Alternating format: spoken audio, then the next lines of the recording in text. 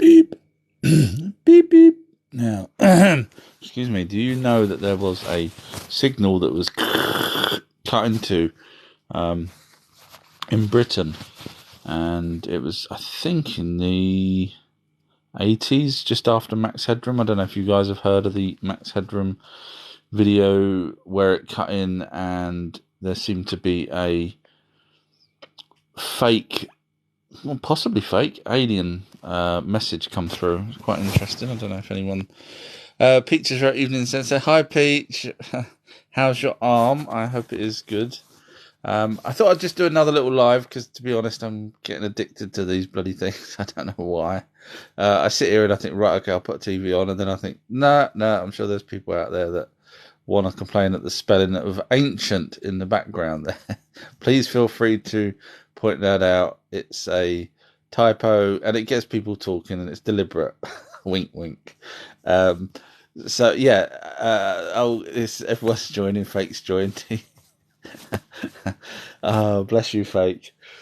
So I thought I'd just do another little live. I've just put up a segment 3 on my Patreon page. I know not everyone's a patron, but so these are properly edited videos that are long. Thank you, Kelly. If I pronounced that right, it's K. It looked like it was Kelle. I don't know if that's pronounced Kelly. But yeah, on my Patreon page, there's 42 videos, and they all cover all sorts of things, Venus, things that I've never spoke about on TikTok or anywhere. So there's some really, really, really insightful things on there. But also what I'm doing is, because a lot of people kept saying to me, what about this, what about that, to do with spirits? So I wanted a way of pointing to the locations of things that have been said. You know, whether it's a medium, whether it's ancient tablets to do with spirits. And, doing it on TikTok, to be fair, I have to do a minute ones because 3 minutes just get, you're lucky to get a few hundred views. Whereas a minute, you can get thousands of views. But it would, so far, I think there's like an hour's worth of everything you need to know about spirits. So to do that on TikTok in 1 minute segments, it wouldn't be worth doing. So I had to put them somewhere, and seeing as it took me some time to do it, it's been put on the Patreon page, unfortunately. But it's so the segment 3 that I've just edited. So each week there's a new segment going up. Segment 3, and they run in order, so it goes right from the very beginning of how the spirits supposedly started. And I point, it's not just me waffling on, I actually point to the evidence, or as close as you would call evidence as I can, which is, something I think I've never seen before. I do watch other people's, not YouTube videos, but I do watch other people's documentaries where they're done properly, like when I say properly, a lot of research, not just someone's thought into it. So I do watch those kind of things. So what I've done is the segment 3. So segment 1 and 2 was about how the spirits started, what they look like, why they're here, blah blah blah blah blah. And then segment 3 is about the jinn, because I know people out there, believe jinn are demons, and obviously, anything that they don't understand, they'll throw out the word demon, regardless of whether or not it's an actual demon. But the interesting thing on the video that I just done and edited and put up there is you can actually literally see, and I'm not spoiling it for you, you can go and look yourself, the Emerald Tablets of Thoth. Now, bearing in mind, also in the first couple of videos, I explain and show people that have translated them way back in the 12th century. So this is not a new Emerald Tablets of Thoth knocked up by people that's created the flat Earth. This is something that people have translated. Majority of it was translated into Latin. But the Emerald Tablets of Thoth, bearing in mind the date I've just said, that's the earliest record we can tell of ones that's translated the Emerald Tablets of Thoth. 12th century, that's ridiculously a long time ago. And in that tablet, or the series of tablets. It's like a book. We don't say books because there's pages in it. We just said a book. But anyway, in that tablet, it says that, hold on to everyone, hold on. It actually does say that at the beginning there was a war between the dark. Now, when I say dark, don't start going funny with colour, skin colour, or anything like that. This is what they say. They also call it the night. And the light, which is the ones that they are, the ones that join with us, the light energy beings. So there's a darker, and this is them, not do colour, skin colour, or anything like that. This is the darker ones appear to be the jinn, and they actually say in this Emerald Tablets translation, along with loads of other things, I pointed them all out. That there was a war going on between them and the Dark Ones, which is absolutely fascinating. And then you've also got passages in there where it talks about a darker than dark figure sits on the not it wasn't a throne, but sits in the power position of the dark, of the night. They call the word night and dark sometimes, and you kind of have to, because it's not nighttime. They're not on about nighttime, because obviously when the universe was formed, which is when supposedly they say that they were formed, there was no suns and days and cycles. Because if you get off of Earth, if you're not on Earth anymore, then you don't really have a day and a night. If you're in space, you don't have a day and a night. The only reason why we have a day and a night is because the sun goes around the back of the planet, or the planet goes around the sun, and we can't see it no more. So they're obviously clearly talking. Now, I'm, without sounding big-headed, if I'm right, I'm the only person that's ever worked out the Emerald Tablets of Thoth was actually talking about the jinn, or an alien entity, if you want to call it that, because obviously the jinn name wasn't around back then, so they call it dark and night. So it's a fascinating video that I've done, because obviously if I'm right, no one else has come up with the conclusion. I point out all the evidence in the Emerald Tablets of Thoth, and then match that with the Quran, etc., where it talks about the jinn and so on. So, fascinating video. I know it sounds like an advert, but because I've just finished editing it and putting it up, obviously it's refreshing my mind, and it's just crazy to think that the 12th century they were talking about the universe being created from a thought, and that light energy beings and dark energy beings had fights there and then, pretty much, by the sounds of it, the way it reads, and has been going on forever. And the dark ones will try and break into and possess people, and obviously objects such as dolls and lamps and so on and so on, which is where you get the genie in the lamp from. So, Fakers wrote, "Don't worry about the typo." Thank you, Fake. Brom has gave me 3 little hearts and a happy and some nice little figures. Thank you. Dwight Montague. Sorry, Montague. I swear I'm dyslexic. Why do they hide alien existence to us? I mean, it's a for, obviously I've been doing this for a long time, so I can kind of, as you go along, you start realizing that the governments are not in it to help us. Once you realize the governments are not in it to help us, then back in the day, so we're talking in the 40s, when they started to realize that the Foo Fighters was a genuine thing, and then they set up Project Blue Book. Generally that was just for the public to feel like that they're actually doing something, because there were so many reports of UFOs flying around. But if you as the government, and you got to put your mind in the fact that the government is pretty much military. So if you put your mind in the military, and there's alien technology that can fly from pole to pole in a couple of minutes, the Germans possibly had them, which is over in Antarctica when Admiral Byrd went there. Russia was the first people to actually have a crashed UFO. So when you've got this kind of war going on between different countries, you kind of wanted to keep the fact that you've got this technology secret. So there's no way the Americans or any of the others would turn around and say at that point, hey, look what we got. Because that will then alert everyone to what they have got. And even though the technology would benefit us, and some of the technology has come down, lasers and fiber optic for sure were from the crashed Roswell craft. So they've been back engineered and eventually put out to the public. There's probably other things, but they're two that I know for sure that come from that crash. So the government, you got to remember, the governments don't care about us at all. They really have no interest in us other than making them money.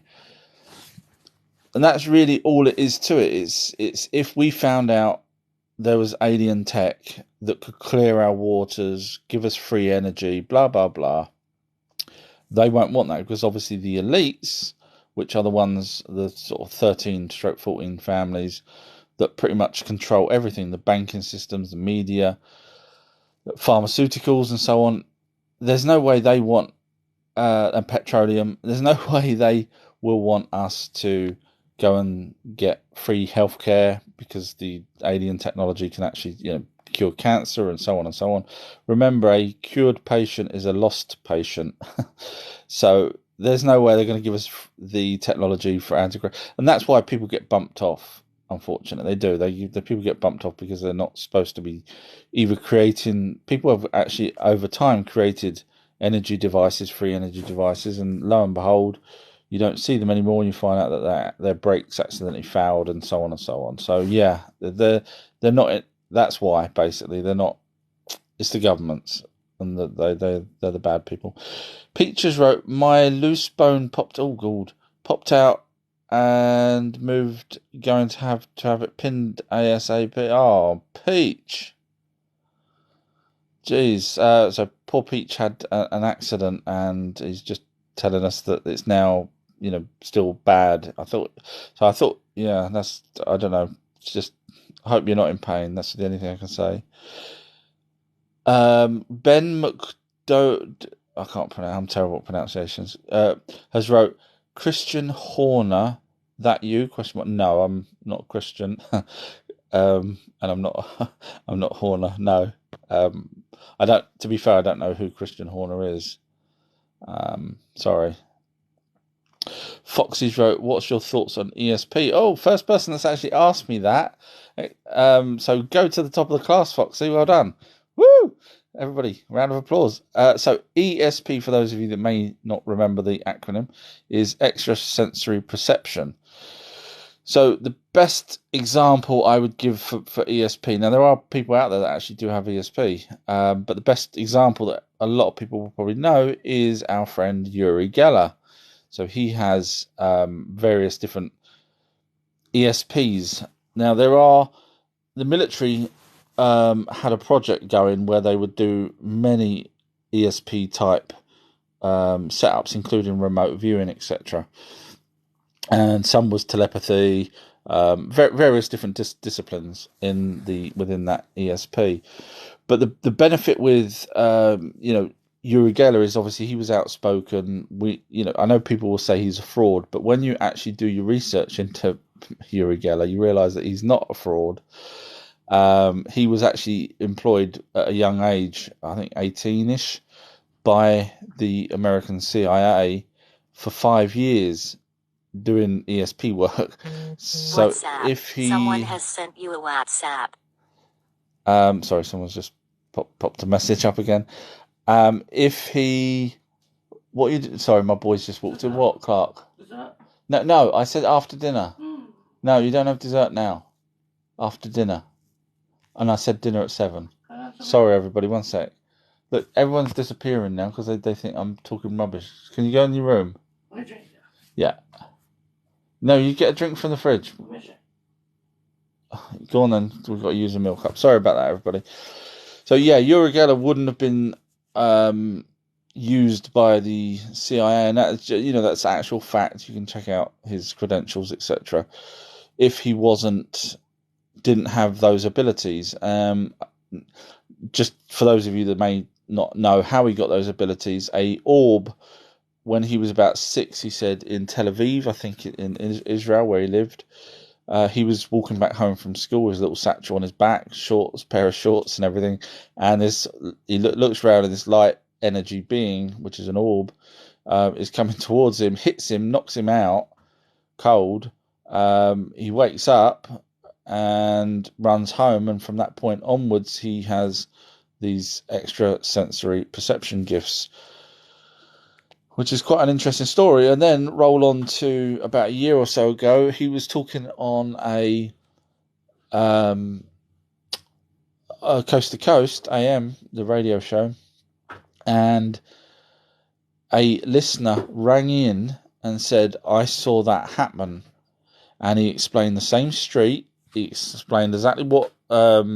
Basically, he said a few things that Uri Geller had never said to anyone. He just kept certain things quiet.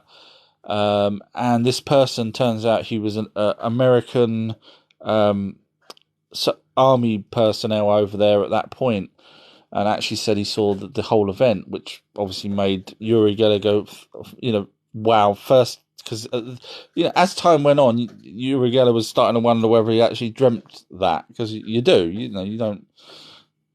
After a period of time, you start thinking, was it real? Maybe I was dreaming or something. But yeah, so Uri Geller. So that ESP, I do believe, is a thing.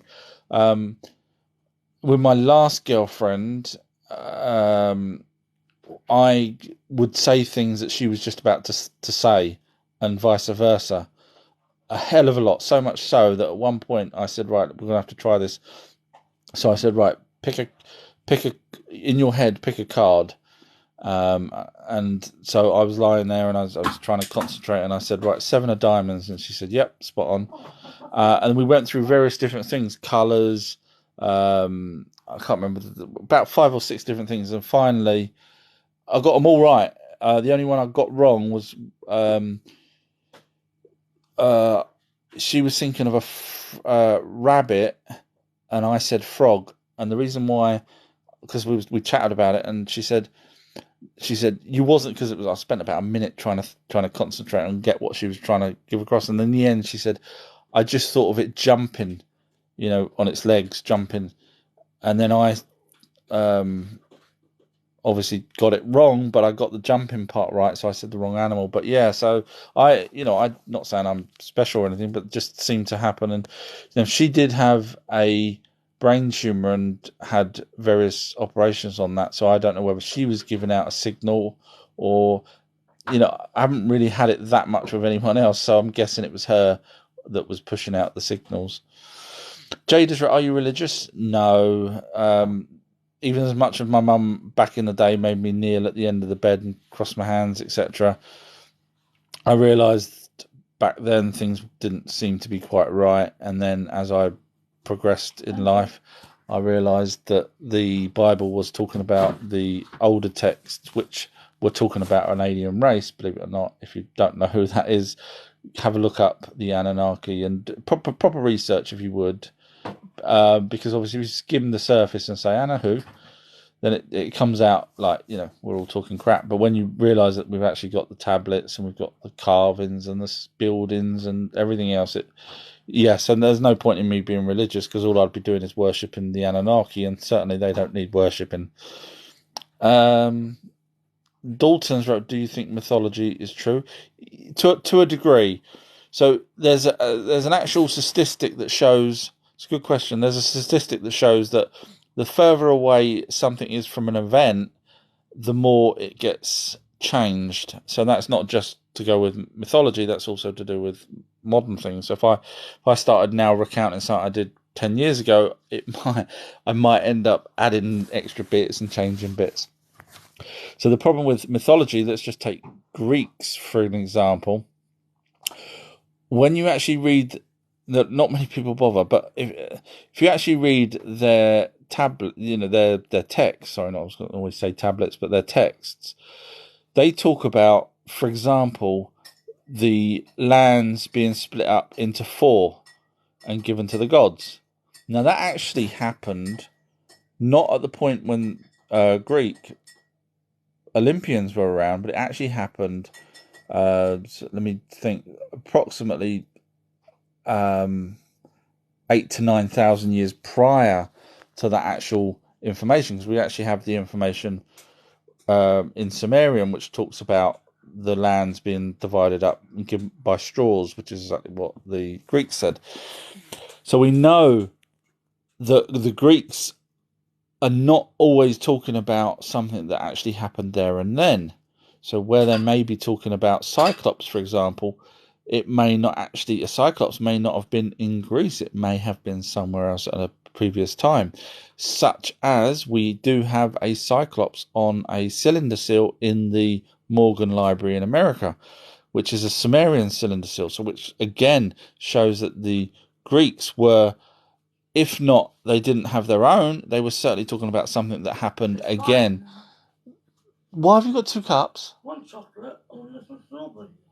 Can I have a sip?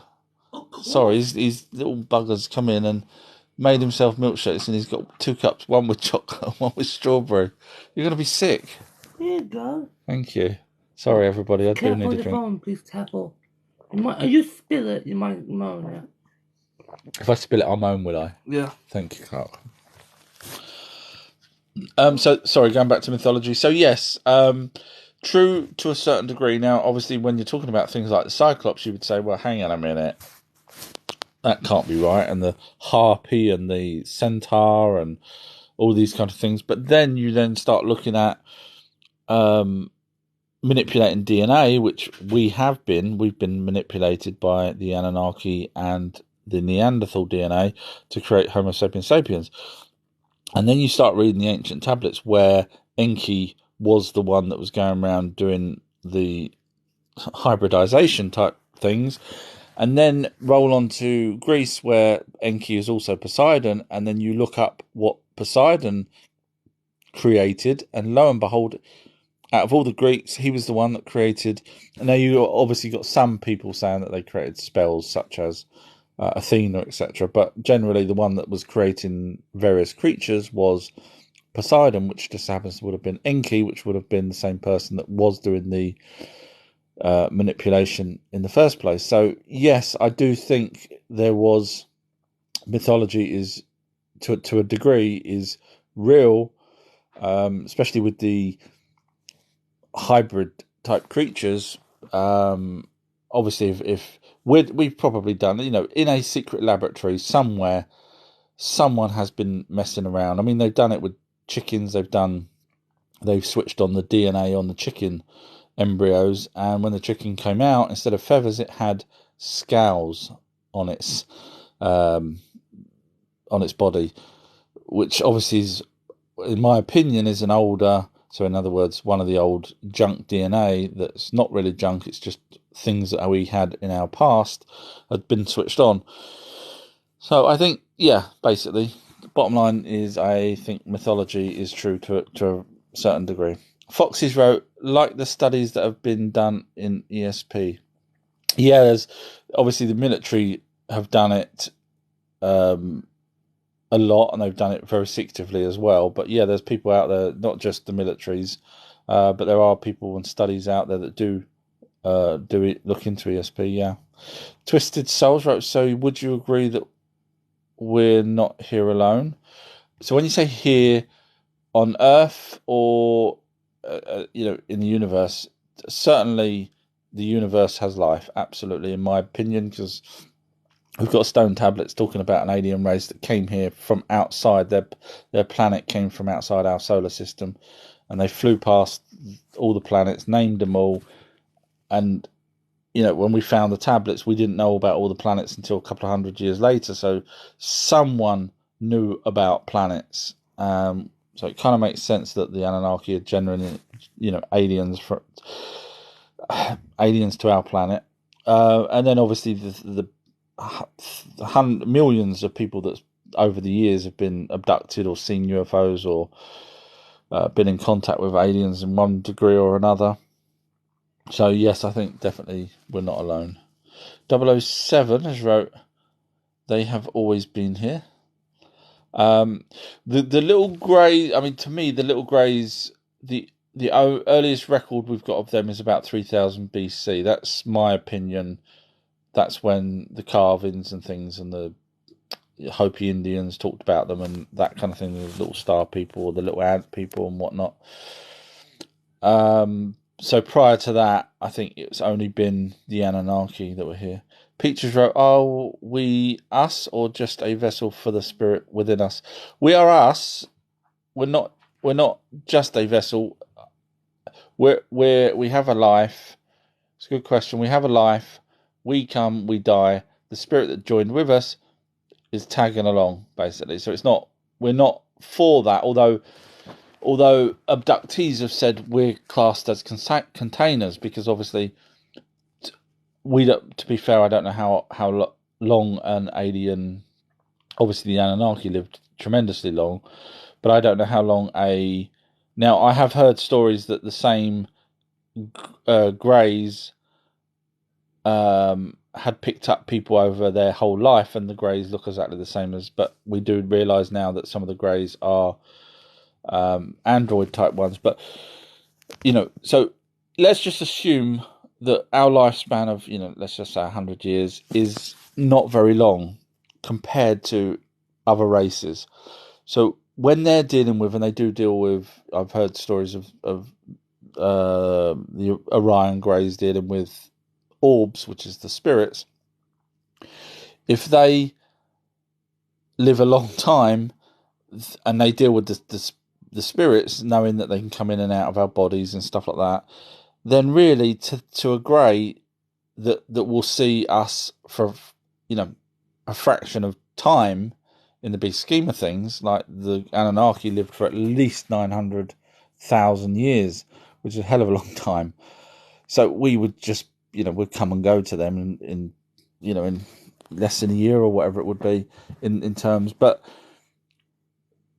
so that's why we're probably called containers by aliens, because to them, then, we're not around long enough for them to even make friends with, sort of thing, as a individual. So as an individual, you have one life. The spirit that joins with you has the reincarnation side of it. That's not you. It just remembers, it just learns everything while it's with you. So do the best you can. Go and get that shoulder fixed. That's what the doctors would say. John Kelly's wrote, "I'd say all interdimensional, all of us." The problem with that, John, is all my regulars are going to go, "Oh God, he's off again." But the problem with that is we have no proof that there's a second dimension. So for when people say to me that there's that we're this, or aliens are interdimensional, or we're interdimensional, there's zero proof at this point that there's a second dimension. I believe there is, but obviously we haven't got that. But we do know there's planets out there.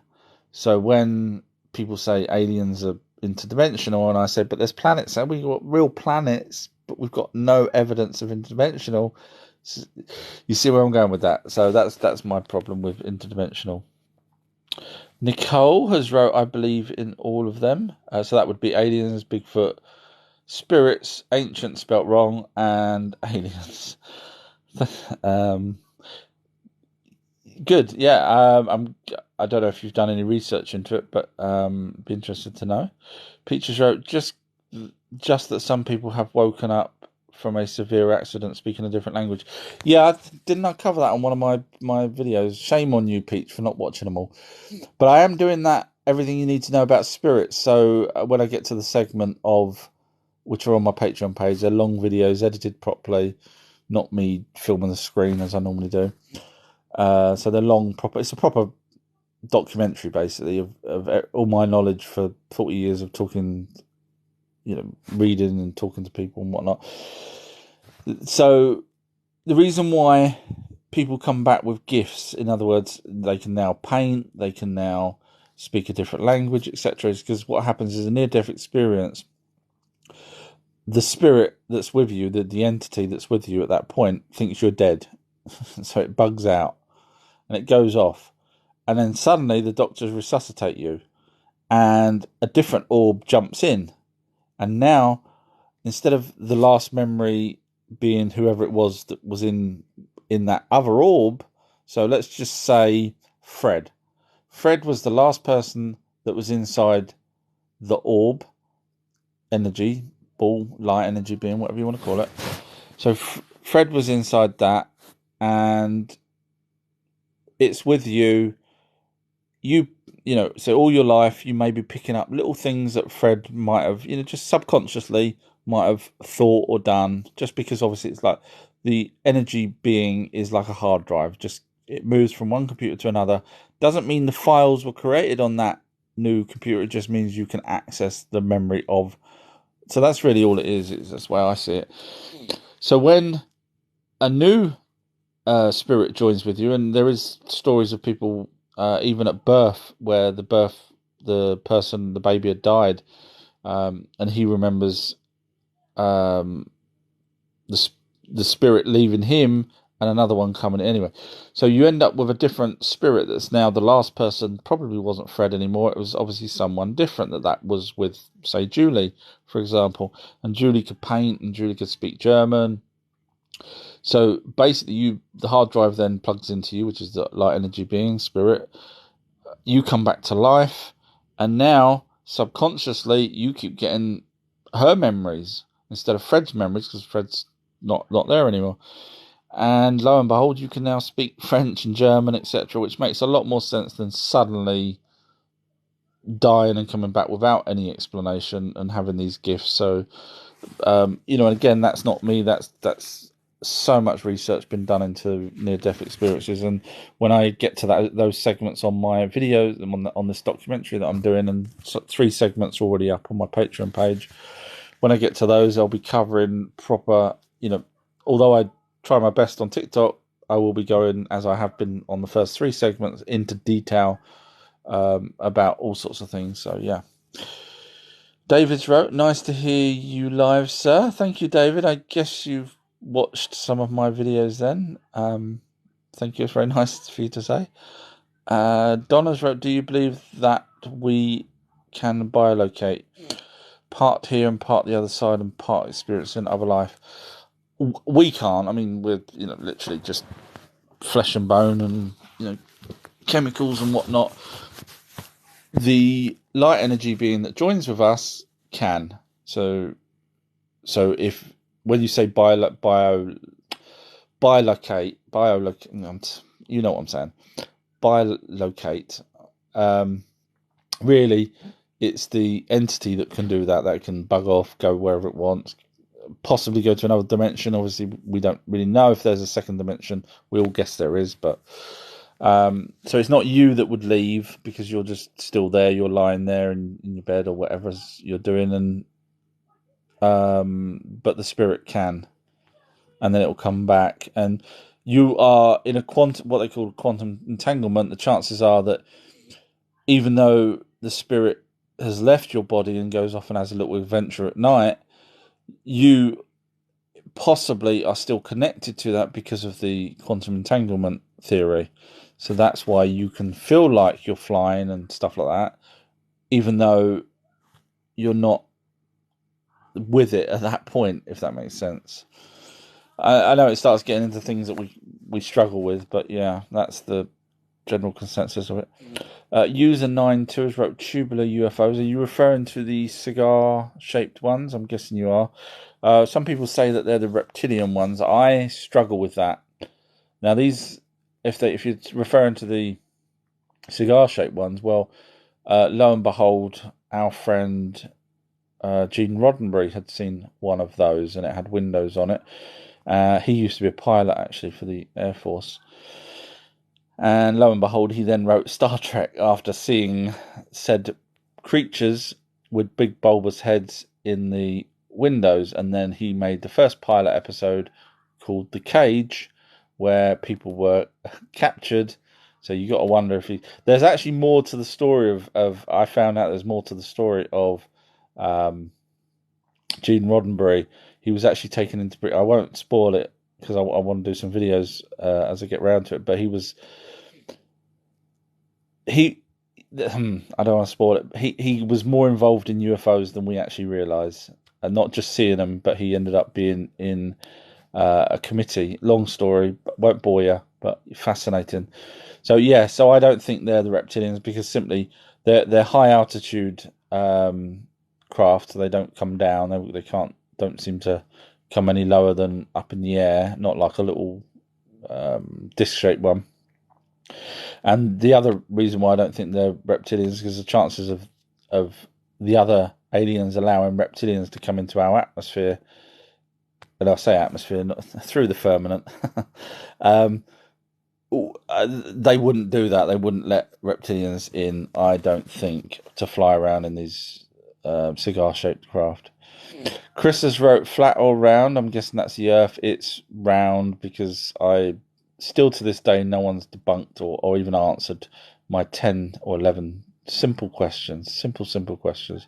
I've done videos. Feel free to watch them. And it covers that. You'll get to the 10 questions and you'll read the answers. You can share my videos. Please share the ones that ask these questions about Earth being flat and round. And share them on people's flat Earth things. And what you'll see is they'll delete them because they can't answer them. So, yes, it's round for sure. And also the ancient texts talk about it when Adam went up. Not Adamu, Adapa, or Adapa, as some people call it, went up in a craft. The Eye of Truth has wrote, what about Val Valiant? Thor Valiant, you mean, I'm guessing. Valiant Thor? Is that what you was talking about there?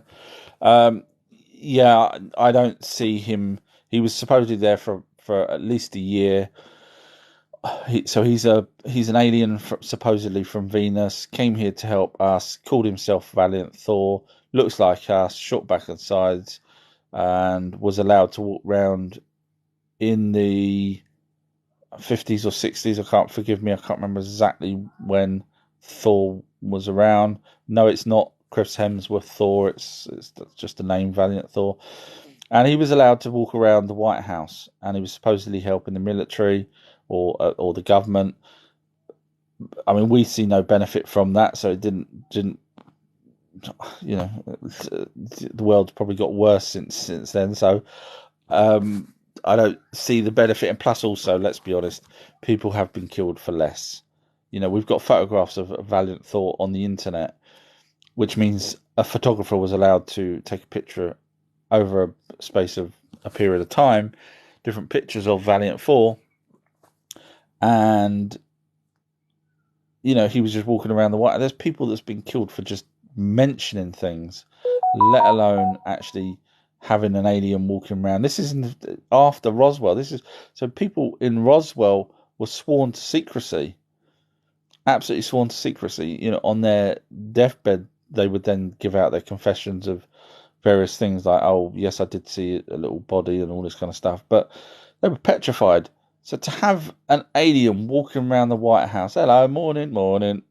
How's Venus today? Wow, she's all right. Oh no, the planet. Okay, yeah, she's all right as well. Yeah, doesn't no to me. Chris has wrote, hey Chris, how you doing? Greg has wrote, eye in the ground? Question mark. Are you on about the Rishak structure, the Eye of Sahara? Not sure if that's what you're referring to, or if there is physically an eye in the ground that I'm unaware of. Not sure what that's referring to. Sorry. Sean has wrote, they wouldn't be aliens, they'd be neighbours. I mean, obviously the term alien is something that not off this earth, so technically, yes, they would be alien neighbours, but they'd still be classed as aliens. Same as if we went to another planet, we would be aliens to them. Sean has wrote, that's why they won't talk to us. They're dealing with our military. We're supplying them certain aliens. We're supplying human food, which makes me worry to hell. We're supplying in exchange for technology. We're supplying human clothes as well, which then starts. Now there is this whole thing about the aliens telling off the military for using humans as slaves. So yeah, that's another story. User 9 has wrote, I seen you tubular UFOs in 2016. Enormous low-flying UK ×3 together, red light each. So are you referring to the cigar shape or tubular in a different... I can only imagine the ones. 3 together, red light each end. Sounds like the cigar ones. How low? You say low flying, and as far as I'm aware, they don't come that low to ground. So I'd be really interested. Damascus has wrote all demons. Well, the good news is, Damascus, there is no such thing as a demon. I'll be very brief for those regulars that hears me say it over and over again. One day everyone will start understanding. All they have to do is actually think. Do you know that? It's not me saying it. All they have to do is think, right, okay, now if my demon looks like this and your demon looks different, then chances are they're probably not a demon. They're just things we don't know, like a monster. Have a think of that for a second, everybody. Describe a monster. Okay, everybody's monster is going to be totally different from everyone else's. Why? Because there is no such thing. A monster is a term that we use. You're all getting it now, aren't you? You're catching on. A monster is a term we use for something we don't know what it is and we're scared of. Demon, wait for it, is something we feel is evil and we don't know what it is. So we use the word demon. So yes, you've now learnt that there's no such thing as a demon. A demon in the original texts was a meteorite that came through, crashed into Earth. That's what a demon was. That's the translation of it. David has wrote most of the Abrahamic faiths get their Old Testament from Sumeria. Flood story, Abraham, Sumeria. Yes. Yeah, I mean, that's why I go straight to the old tablets, because there's no point in copying other people's, even if it's Abraham, try and go straight to the source. That's what I try and do. Dave Solace Fiction has wrote WAI. I'm not sure what that's. Why? Sorry, not sure, but I'll take it as a hi. Melissa's put some very beautiful picture here. Heart, stars, heart, and stars, and then hello, and then repeats the same at the end. That's lovely. Thank you, Melissa. Wayne has wrote, people still believe we're being created by the Big Bang, that we were created by the Big Bang. I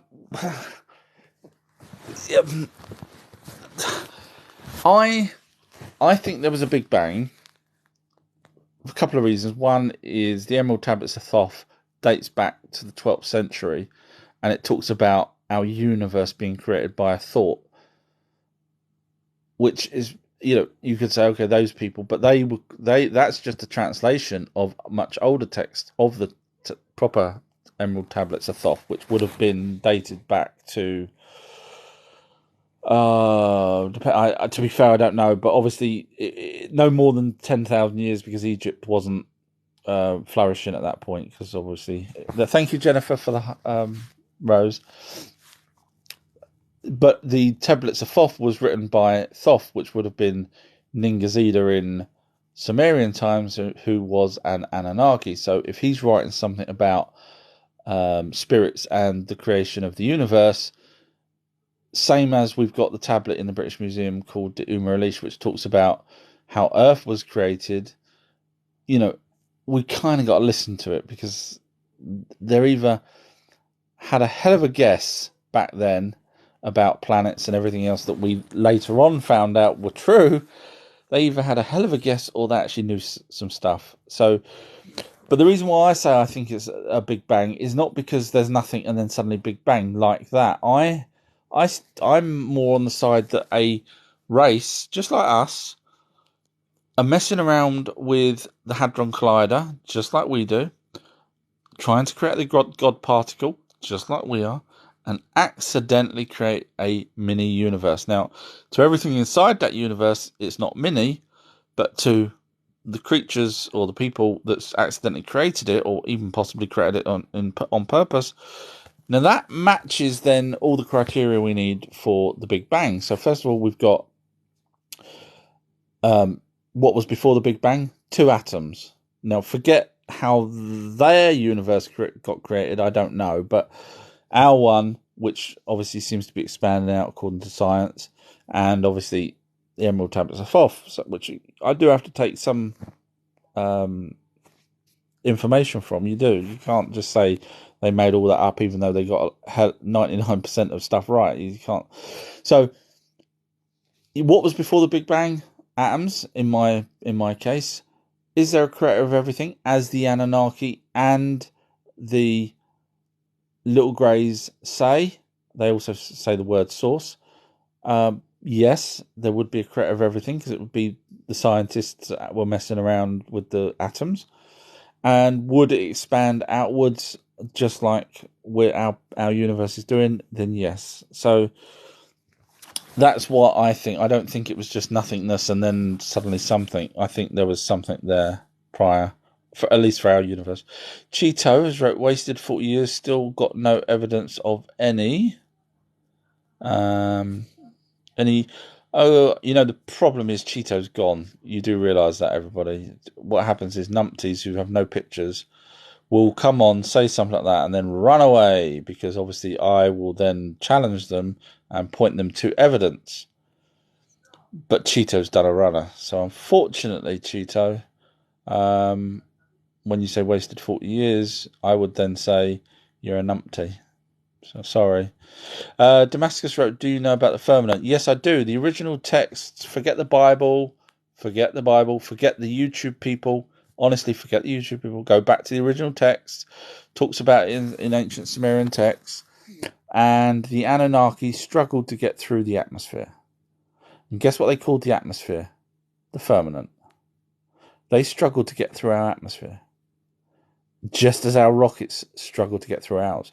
Now, their home planet, their atmosphere was dwindling. And that's the reason why they came to Earth, to get gold, to sprinkle it in their atmosphere to help repair. So if they can go through their atmosphere nice and easy, and then they struggle to get through ours, where does the dome come into it? Well, it's numpties, isn't it? That's really what it is. I know, I'm sorry if you feel there's a dome there, but seriously, there's not. There's not. No dome. That was what the firmament meant. So same as the Tatarian Empire. People seem to have picked up the word Tatarian Empire and said it was some empire a couple of 100 years ago that ended up being flooded over in muds, etc. When really, if you do your homework, you find out the Tatarian Empire was a Mongolian empire, not one in New York, according to modern people on their little tippy-tappy computers. So yes, I do know about the firmament, and all it is the atmosphere, yeah. Euk Life has wrote, man, you'd have so much more credibility if you could spell. I was in special needs at school. I think I've got dyslexia. No one ever tested me, but I tested myself. And I do actually know how to spell ancient. It's just I typed that quickly yesterday when I was just about to do a live, and didn't bother checking it until it went up, and then realised that the I and the E was round the wrong way. But if you don't want to listen to me because I accidentally rushed something, and I also am, have got special needs, or was in special needs school, should I say, because I was thick. To be fair with you, while at school, I managed to get hold of a ZX81. I don't know if you guys remember what that was. And I started programming on it, and then I got a ZX Spectrum, started programming on that. So it turns out things I enjoy, such as what I'm talking about now, I will lap up and I will devour it. And there's stuff that I don't talk about here, obviously my own other businesses and stuff that I've created and sold as well, and film work and everything else that I do. I've done quite a lot. I lap up. So unfortunately at school, and I think you'll hopefully you guys will probably say the same. When they start telling you about Joan of Arc and the Tudors and Battle of Hastings, and they don't put it in a chronological order, which I need things in a chronological order. That's just the way my brain works. And it meant nothing to me. I didn't even know when the Tudors were compared to 1066. So I needed, and they messed it up basically, and that's where I think I wasn't interested at school. So I may have learnt more if it was something I was interested in. But either way, that's how it ended up. So yes, I apologise for those that get frustrated at looking at that spelling, but I could have changed it today, but I thought, no, I'll leave it up because I know it'll probably wind some people up. Ed the Pinhead has wrote, what is the Hat Man and why does he choose a recognisable and distinct visual personification? Right, so for those of you that don't know, the Hat Man, the Slender Man, the Shadow People, and there's probably a couple of others, are all very, very, really new. They're not, I've been doing this for 40 years and I used to subscribe to fanzines and magazines and all sorts of stuff, and I've never heard of all of those things. So they're a new phenomenon. Now, that's not to say that they're not a genuine phenomenon. It's just to say that they're a new phenomenon. So with the Hat Man, people see what they appear as a shadowy figure with a hat, and obviously they can't discern what it is. Now the problem I've got is this very similar to the Shadow People, which is shadowy people with a hat. So I don't really know the difference. In terms of maybe it is one of the same, except this time the shadowy people were wearing a hat. So I think people are probably putting them as two different categories when really the shadowy people. So my take on the shadowy people or shadow people is that you're seeing a shadow of something that either happened in the past or is going to happen in the future. In other words, it's a echo, but as a shadow just left as an imprint, because none of the stories I've heard of the shadow people ever acknowledge that the shadow people acknowledge the person in the room. Now, the people in the room will say, yes, they did, and they'll run down the hallway and scream and shout and everything else, but they don't. That's just there. As soon as you see a shadow figure moving in your room and you realise there's no one else in your room, you bolt it. You get the hell out of there. So, of course, the stories come back. Yeah, it was chasing me down the hallway, and but no, it wasn't. There's no evidence of that. They don't look back to see and say, yes, actually, I saw it coming down the stairway. They don't say that. So, therefore, I have to go based on logic that these are not actually even entertaining the people. Now, whether or not Hat Man is one of the same, just a shadowy representation of something that may happen or may have happened. Now, again, people, when they see the Hat Man, also do the same. They do a runner and shout that he's chasing them and whatever else, but they don't actually look round. So I don't know whether they're actually the same. My guess is they probably are. If it's a representation of something that happened or will happen, and someone's wearing a hat, then it kind of makes sense. Especially in the olden days, people used to wear hats all the time. In the 40s and 50s, it was a very common thing. So, are we seeing echoes of that? I don't know. That's just my take on it. Kiki has wrote, thank you for your schooling. Oh, you're more than welcome. Just don't copy my spelling. Unicorn Jesters wrote, there is no habitat to support the Bigfoot that has ever been found in the wild, period. So let's break that down. Unfortunately, Unicorn's going to do a runner because when they write period in capitals, they're the sort of people that will not stay around. So let's break that down because that's how I work. That's how I get my information. There is no habitat. Habitat. Okay, well, this is where, I'm sorry, I'm going to make this person look stupid. And yes, I was stupid at school, but this is where I'm at. There is no, you're all the same as me. You've all caught on, haven't you? There is no habitat to support the Bigfoot. So first of all, you have to prove, which you've just done by saying that there is a Bigfoot. Do you get it? Then, second, you have to then say, and the reason why you have to say there's a Bigfoot is because in order for your statement to be correct, this is why I should have been a lawyer.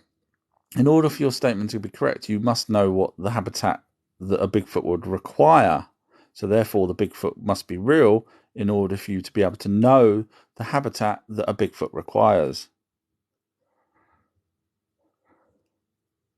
In which case, the Bigfoot does have a habitat because it's real, because you know that it requires a certain habitat. I thank you. Melissa, yes, I hate that people don't realise that just yet. I'm not sure what I was talking about, but it's probably demons, maybe. Chowders wrote, can aliens time travel? Yes, supposedly they can. Supposedly our military have been doing it since. So I watched. I know I've said this before, but I watched a YouTube video when YouTube first came out in 2004, and it was a military briefing. A camera was set at the back. There was a projector. There was loads of army people sitting in chairs, and then there was a guy at the front doing the presentation. And he went through and showed slideshows of the TR-3B and saucer craft and everything. So it was a genuine. To me, it was absolutely. Bearing in mind, I didn't know that the video was going to be taken off, and I watched it a few times over a few different days. I kept going back to it, thinking this is amazing. It was about 25 minutes long, and at the end of it, he then showed slides of what I couldn't tell because the camera was at the back, and obviously filming in a dark room with a projector hitting a screen, it didn't come out as clear as what they probably could see it. But he's pointed out that someone was taking a picture through a window from one of their craft that could go back in time, and he was pointing out a dinosaur neck through the trees, which I couldn't see, but again, that's because of the way the camera was and everything else. So, and this is just as YouTube had started. There was no way that someone thought that would be a giggle to get all their mates, dress them up as a thingy, blah, blah, blah, find some slides, put them on a slideshow of craft. And, he went through various things about the tripod legs and everything, and about the radiation, and they need a mound, a high up mound for the craft, and then the people have to come out of that, and went into a hell of a lot of detail that later on I found out to be accurate. So if we have the ability, according to that, as well, I've heard other people talk about time travel as well, bearing in mind the supposedly Al Bielek from the Philadelphia experiment also travelled in time as he jumped off of, I don't know if you guys know of the USS Eldridge, but supposedly he jumped off, went forward in time, which is interesting because the mist was there as well. But anyway, he went forward in time, went to the military, managed to persuade them that he actually was from the USS Eldridge when they was doing the test for the Philadelphia, what we call the Philadelphia experiment, and they used a teleporter type device or whatever it is to get him back to the era that he was in. In other words, I can't remember what year Philadelphia was. Forgive me, 40s or 50s, something like that, I think. Hey, Google, when was the Philadelphia experiment? I understood. What was the Philadelphia experiment? Is that right? Oh, stop. Cancel. Sorry. Yeah. So then, anyway, as time went forward for him, after going back, he then started to tell the story about him and his brother jumping off the ship, etc. So what I'm saying is, if this is all true, then yes, aliens would have that technology, because chances are we've probably back engineered it from them. Theo, is it? Or the one? Sorry, the one and only. That's right. Why are we calling aliens aliens, but we are alien species called human?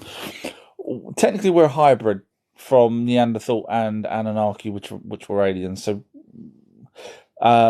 you could argue the reason why we're not aliens is because we were born on this planet. So just like here in the UK, if someone comes over from another country, Pakistan, Africa, wherever, and their child's born here in that country, then they become a citizen of that country.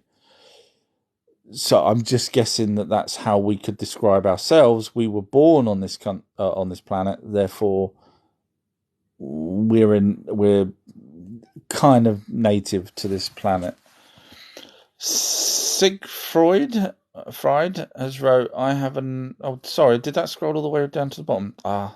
Hate that when that happens. Sorry, when it gets too many questions, it scrolls all the way to the bottom. So I've now probably missed...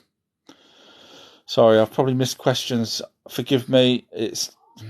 I don't know how to do this because obviously I want to give everyone's explanation the full credit for them taking the time, but at the same time, I'm behind on the questions, and then it flips me to the bottom, and then I scroll all the way up, and it ceilings out, and I can only read the last one that I can read, which is Tony on this occasion.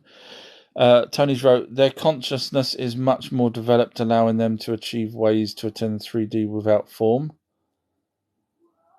I don't know what that was referring to now. This is why it's frustrating. Sorry, I don't know if that's still to do with the same thing that we was just talking about, time travel or not. M. Beaumont has wrote, do you dream? Yes, I dream a little dream. I do dream. David wrote to Tony, yet we 5D imprisoned in a 3D planet. M. Beaumont wrote, do you dream? What's going on there?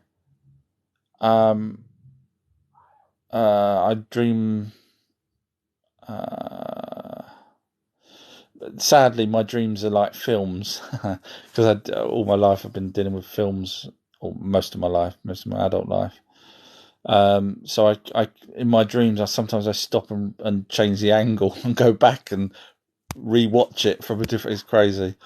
So I guess you can, in that argument, I guess you can condition yourself to dream how you want to dream. Tony's wrote, Dr. Stephen Greer spent most of his life making contact, C5 through meditation. Yes, as well as his little laser pens. Bless him. M. Beaumont wrote, how this guy know this to be true? I'm not sure what I was talking about at that point. Forgive me. Hopefully, if you're still around, let me know what it is that I was talking about that you're specifically talking about. Otherwise, I don't want to go through. How do I know what this is true? If it's to do with the Al Bielek story, because obviously Al Bielek himself told it. I don't know what I was talking about, so I don't want to. Wow, Fakers wrote 5:55. I obviously was behind. Forgive me. That's the time. Thank you, Fake.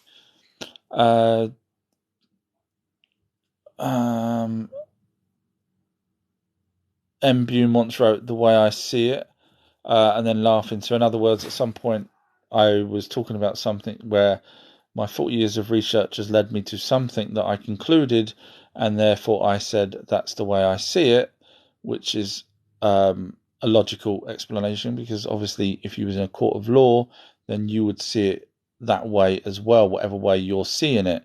So would you negate my experiences and knowledge by me saying the word the way I see it? Now, if you've ever been into a courtroom, you'll say it. You will hear people say it, the same thing. So, are you then saying, M. Beaumont, that those people are lying as soon as they say, well, that's the way I see it? So, do remember that next time you say something like, well, that's the way I see it, then you're going to have to laugh at yourself and make yourself look like a stupid numpty. User 37 has wrote ET is fake. It was a little rubber. They did enhance it with CGI. The little character from the film ET Extraterrestrial. So I'm guessing you're talking about that because obviously you didn't put ETs. Sorry if I'm picking holes in people tonight, but I know they'd do it to me. So if you wrote ETs, which are extraterrestrials, as in plural, then I would have said, okay, so you're saying all of them are fake, including the Anunnaki, which we actually have evidence of. Beaumont has wrote, anywho. Beaumont's realised that even though I went to thick school, I'm outsmarted him there. Sorry. Just moving down. Tony's wrote, what about past life regression? So I don't know how much you heard earlier. So basically, a light energy being joins with us 3 to 4 months in the womb, stays with us till we die. It's like a hard drive. So imagine plugging a hard drive into one computer and then storing all your information, working for 5 years on that, and then take your hard drive out, put it into another computer. You start working on that computer, but you can go back and look at the files on the hard drive that was created on the previous computer. That is what a light energy being effectively is the closest I can describe it as. So when you have a past life regression, it's not your life. You only have one life. The souls that are joined with us are not our own souls, because right, this is the reason why. It's hard for people to understand, but bear with me. If you now have a memory or hypnotized as a past life, and you start saying, yes, I was Cleopatra, this, that, and the other, that means Cleopatra's spirit entity, light energy being, is now inside you. But that means you don't have your own one then. And obviously I've spoken to clairvoyants, mediums, and spiritualists. We only get one spirit join with us. So basically, you would then have two spirits inside you, one which was Cleopatra and one that's your own. Now, when you die, the Cleopatra one will then probably go on to someone else, because obviously that's what reincarnation is. And then your spirit will then join with someone else, and then someone will have three spirits with them. So it doesn't work. So the logical and everything that's written in the Emerald Tablets Thoth, and every single clairvoyant, medium, spiritual I've listened to and spoke to and paid to talk to them about questions, etc., you'll find that a spirit joins with you. You only have one life. You get the regression. You go basically deep into. So the spirit entity, whatever you want to call it, joins with your pineal gland, which has various crystals and is actually a reception. I've done videos on it. Go look up what pineal gland is if you don't believe me, and you'll find it has properties that can basically transmit signals and receive signals, which is why I guess they join with that. And then, in the regression, you'll be able to access, just like a hard drive, the information from a previous life, but it's not your life. Tony's wrote there is 15 dimensional layers we know of. So that's when I said there's zero evidence of any dimensions, and now we've got 15. Why can't there be 30? Tony, I'm going to do this to you. You're going to hate me for this. Show me evidence. Now, because what you've done there is you've made a statement. That's why I say things like that's the way I see it, because I won't commit myself to something without knowing that I can back it up. And unfortunately, what you've done is you've said there's 15 dimensional layers that we know of. Now, even if you're getting that from a scientist, that scientist will have to be able to recreate that experiment to get to at least one of those 15 dimensions. Do you see what I'm saying? You can't do it. You can't just say, well, there's 15 and they're out there somewhere, blah, blah, blah. I go by facts, which is what I'm, and if I don't know it, I'll say I don't know it. But what you've done there is you've made a statement. So there's only 42 messages. If you can quickly now type in where that information is from, proper information, not some YouTube person that says there's 15, for God's sake, actual evidence that we can actually quantify and repeat the same process to get to one of those different dimensions.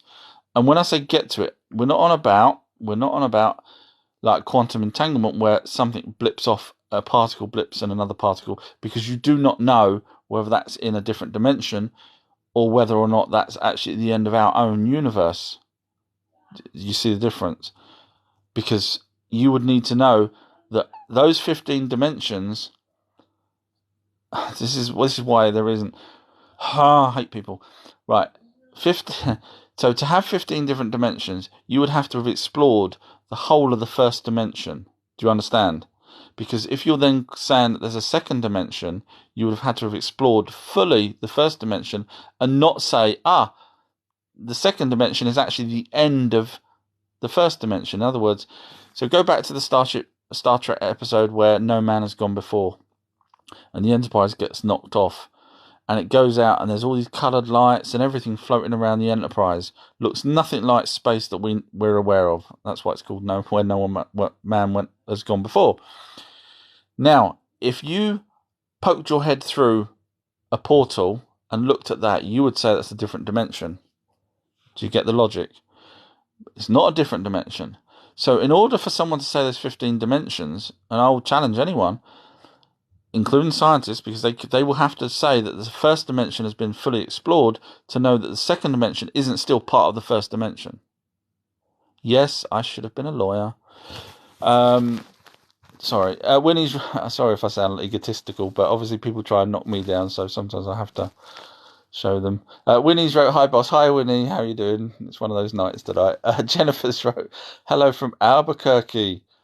See, the problem is I went there once and I turned left at Albuquerque. Yeah, you know the joke. It was the old cartoons, wasn't it? The Bugs Bunny one, something like that. I think it was. Yeah. Anyway, I show my age now. Winnie's your early doors. Yeah, I was going to watch a film at 7, so I thought I'd stick on an early one tonight. Marauder, forgive me if I pronounce that wrong, is Earth flat? No, it's not. Watch my videos. You'll come to the bits where it talk about it. Not one person can answer. Simple questions, logical questions, irrefutable questions that basically then show that it's flat.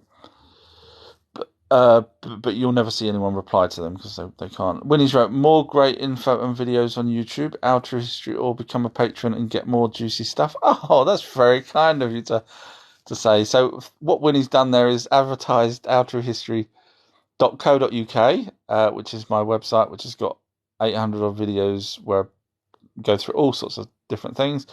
And Winnie's also pointed out that my Patreon page actually has videos I don't even talk about anywhere else, such as the glass balls on the moon, small ones on the front side, large ones on the back. Bet you guys didn't know that. So that's why I keep that kind of juicy stuff. As Winnie's just said, the juicy stuff is on my Patreon page. So there's some really good stuff there.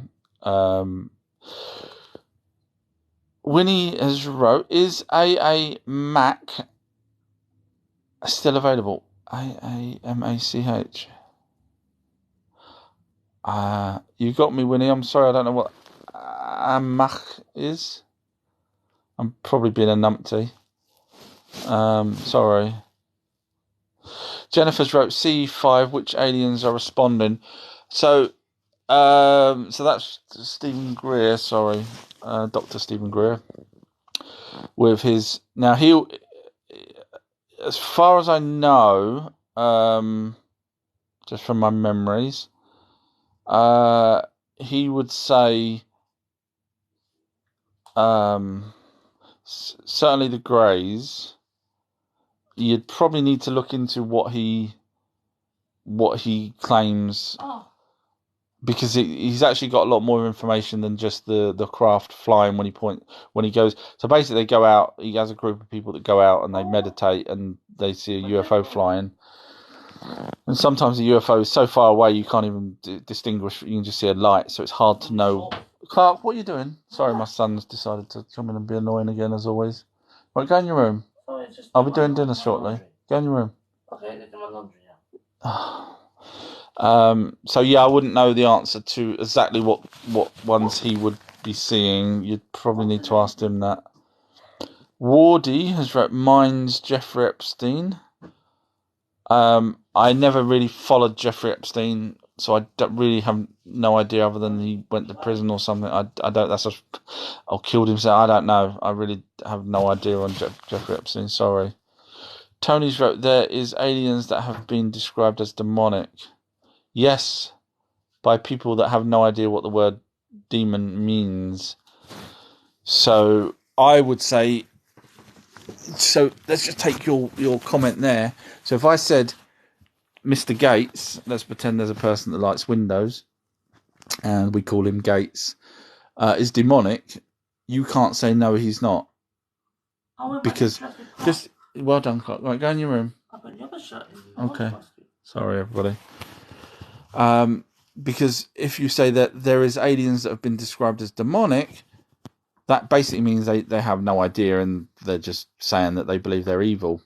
So I could say the same about a particular person, and you cannot say, no, I'm wrong, because I'm allowed to describe, because, again, the same reason, obviously they've not sat and met every single alien race.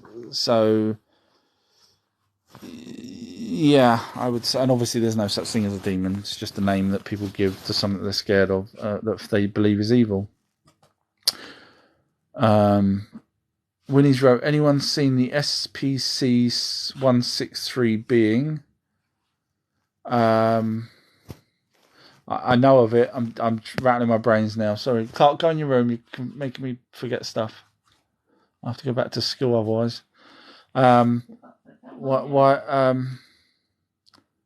SPC? I'm sure I've heard of it, but I can't off the top of my head remember exactly what that is. Sorry. Tony's wrote, you might rethink your view on demons if you research the adrenochrome harvesting trade. Again, okay, so a demon is a name. Right, the first word for demon was meteorite. There's no denying that. That's what it was. End of. In ancient texts, translates into demon. Job done. So moving forward, you describe your demon to me. You can't. You've already said that people believe that certain alien races are demons, and obviously each alien race wouldn't call themselves demons. So a demon is something you do not know and you're scared of. Now, if you said there's spirits dealing with the adrenochrome, or there's entities, then I would say fine, no, not a problem. But you can't categorize something as a demon, because all you're doing is saying it's evil. That's what the definition of really a demon is, something that's evil.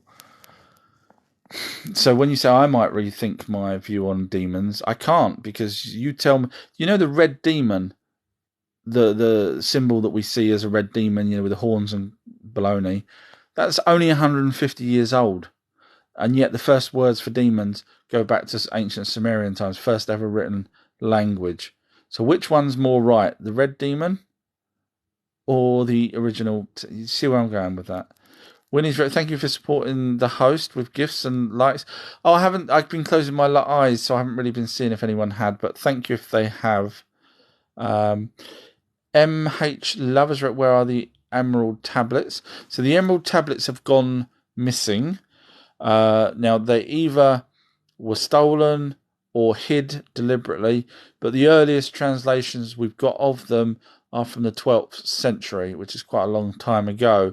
They were translated, majority of the translations were done into Latin over a period of time, so at least we know the tablets were still around up until the 1603 was one of the last translations of them.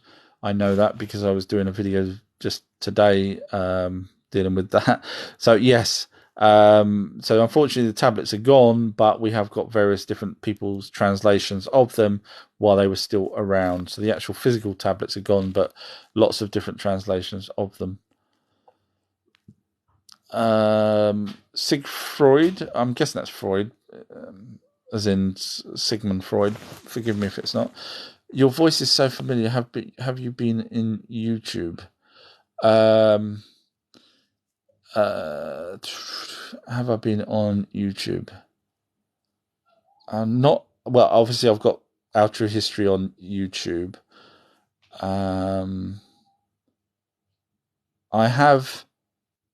I've been interviewed to do with films. I have to be careful what I say. I've been there's interviews of me on the internet, but the chances that you've watched them and remembered my voice is pretty slim. So yeah, you might not know me.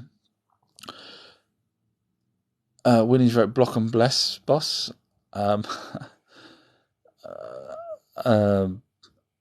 guessing that's block someone. I Sorry, I'm obviously being numpty tonight. Sigfried wrote, do you think the reptilians rule the world? Are they around us? Okay, so my opinion first is if any alien race is going to be in charge of the elites, it would be possibly the reptilian Dracos. So that's my own personal feeling. Now, from whistleblowers and everything else, I have heard a mixture of possibly Anunnaki, but I struggle with that one. And also, other whistleblowers have said a reptilian. So I if anything, it would probably be a reptilian. MB has wrote, wait, is this pre-recorded? No, unfortunately, I unlike other TikTokers, if you write, I will reply. If you build it, they will come. I can't help but want to reply to every single person, even if I don't know the answer, I will reply. I do. It still winds me up. I watch YouTubers, TikTokers, sorry, and they're all these messages are flying past, and they just ignore them. It breaks my heart. That's just me. Tony's wrote firmament. Hopefully, you heard me earlier say that the firmament is because the rocket that was supposed to have gone up today will go past the firmament. In fact, the Apollo 11 rocket that people have filmed when it first went up went higher than the 7 miles that the supposed rocket that you all think hit the dome. So there's a video of a rocket that hit or malfunctioned, but people have said it hit the dome at 7 miles. But yet you can go back and watch the Apollo 11. Now people's going to say it's CGI, even though there was people there with telescopes and everything else, and but hey, let's not let a good conspiracy get in the way of fact. But so rockets already go past the length of the firmament, and of course we've got meteorites that come in. And do you know, there was a guy the other day on one of the posts actually said no meteorites are real, they're all petrified wood. So when NASA says here's a moon rock or rock from Mars or whatever, this person's saying that it was a petrified rock. In other words, no rocks come through the firmament because they can't, because the firmament's solid. However, we have got evidence of massive strikes, where the ground still shows the craters of what something hit. And I point that out to them, but they ignored that part. So yeah, so forget the firmament. I can't believe how many people. I will do a video and knock a fake crap stomach up, and you lot, or people out there, not you lot, you're all smart, but people out there will fall for it. I'm trying to think. I did actually in the night trying to think of an idea of what I could do to make a video that will go viral, just because I lie and people will just not bother checking it out because of my sort of knowledge of stuff that not many people bother checking out. I could say stuff and they'll go, yeah, he's right.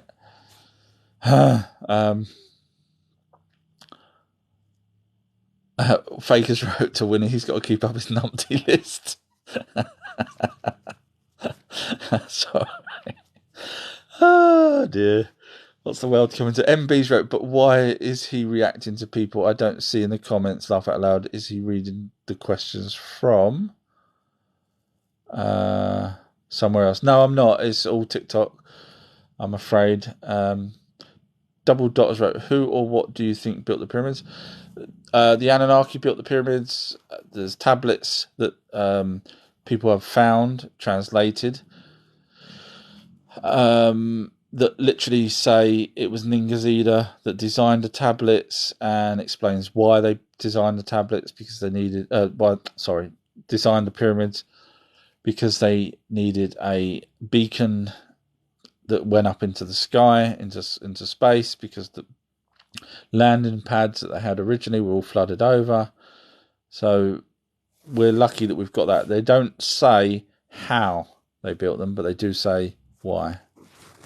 Obviously mainstream ain't going to want to show you that, because obviously it naps it all up, but the tablets were out there. Certain people have translated those. as well as tablets where Adapa or Adapa, which is Adam, went up in a craft to Nibiru and gets dressed for the occasion. So yeah, and these are genuine, not all Sitchin. Tony's wrote at fake. He's about 30 minutes from the current comments. Why not share the live with Convo? I don't know what that means. Why not share the live with Convo? Do you mean someone else chatting with me? Because then I would never read anyone's questions. I have tried that. And occasionally I do allow people to come on, as long as they kind of got something to give within the conversation. But yeah, then I really don't get to people's questions, which is sad because I want to try and answer them. Chris has wrote, what's the best evidence for Bigfoot? Good question. I probably would go with the Patterson Gimli film.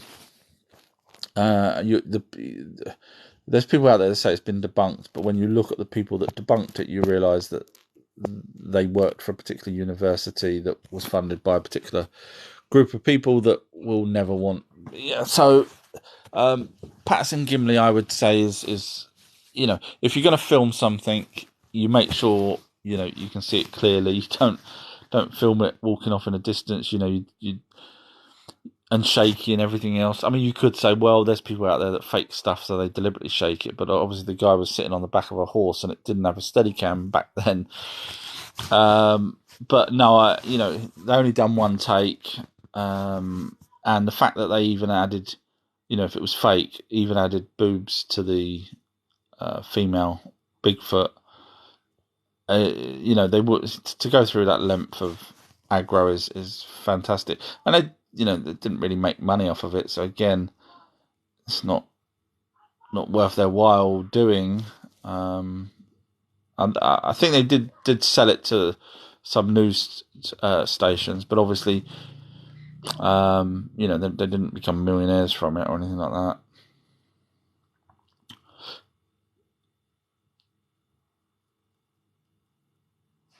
Tony's wrote to fake. Don't get me wrong, it's very considerate of not missing any comments.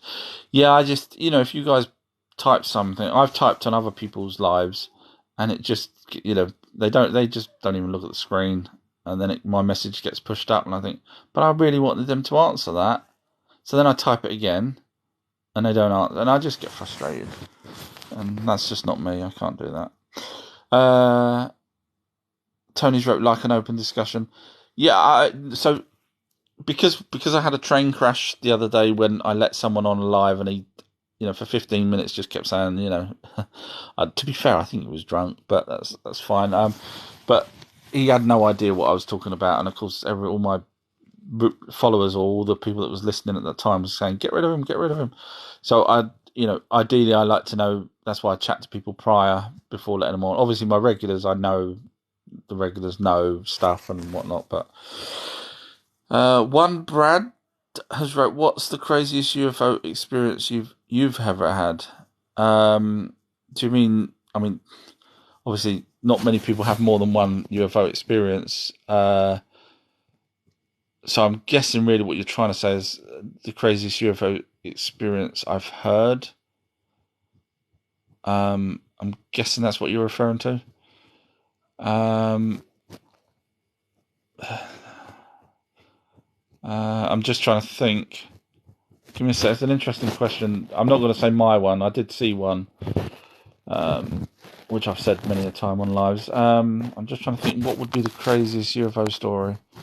I think I know I've said this one once before, but I think the story, and this is a genuine story. I think he was a Mexican guy, something like that, in America, but he was out hiking or out looking for something in a rocky area. And he comes across this disc-shaped UFO with a door open. So in other words, it's like, do you remember Flight of the Navigator?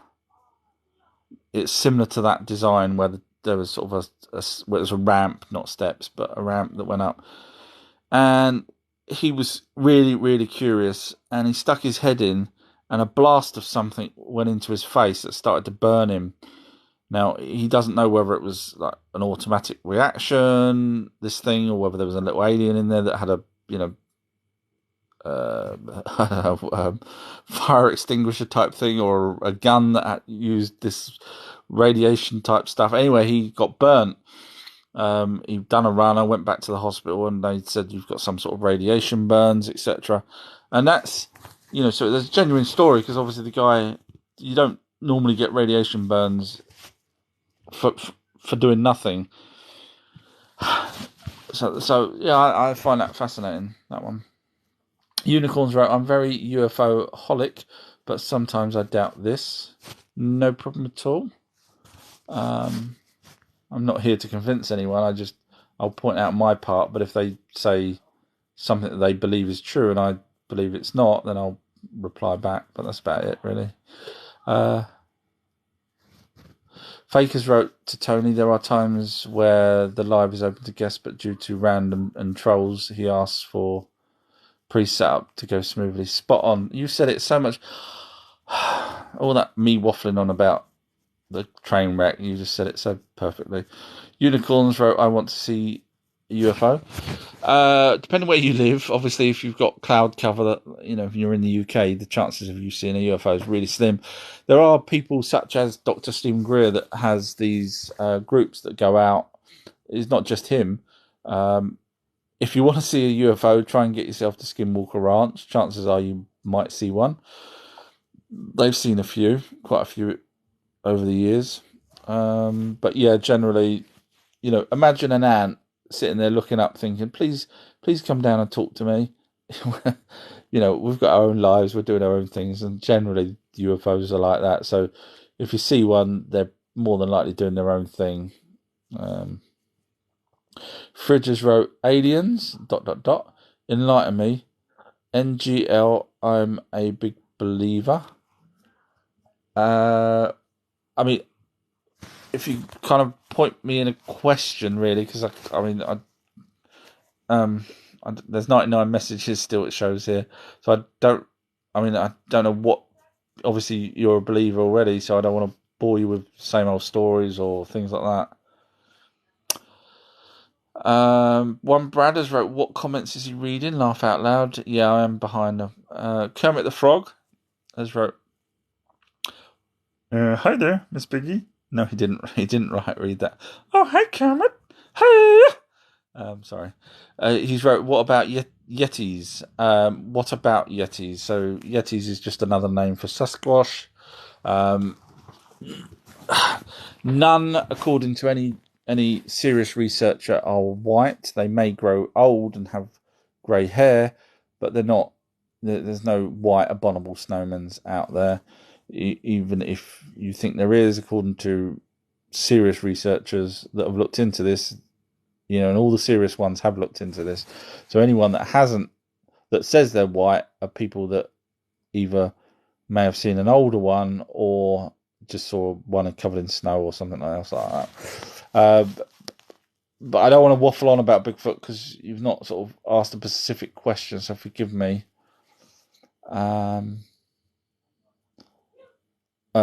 Fakers wrote to Brad's ones before. In other words, when he said, what questions is he answering because he couldn't see them, Fakers pointed out that when you join a live, you don't see everyone's questions from the moment that the host goes live. You only see the questions from the moment that you joined. Art has joined and wrote, hi all. Hi, Art. Nikazat has wrote, nothing is real except pyramid and dinosaurs. Interesting to hear your take on that. Just from a point of view, obviously the pyramids are built in a way that we would struggle to build them to this day. Does that not make you think? Just throwing that out there. Ugly Grugly has wrote, do you believe aliens are extraterrestrial or extra-dimensional? Like I was saying earlier, there is no proof of a second dimension, so we have to go to start with are there planets out there or are there extra dimensions? Which one do we know is a fact? Planets. So when we have contactees, etc., being given star maps and then under regression drawing those star maps, and later on we find that they come from a particular star system called Zeta Reticuli, I will go with they're from planets. However, I do believe there are other dimensions, but I can't say for sure because obviously we've not got proof of that. Siegfried has wrote, "Are Bigfoot's intelligent or like animals?" Oh, they're alien race. They're an alien race. The ones that here are crashed here, or their ancestors crashed here at least 10,000 years ago on a prison ship. Okay, Google, stop. Stop. Okay, Google, stop. Sorry, that was me setting a timer so I can go and watch a film. They've been seen with with greys and everything, so we know they are an alien. And it's not just one person. This goes back to the 40s with documented evidence of a child seeing a Bigfoot. Bearing in mind, Bigfoot's in the UK at that point. It wasn't a thing.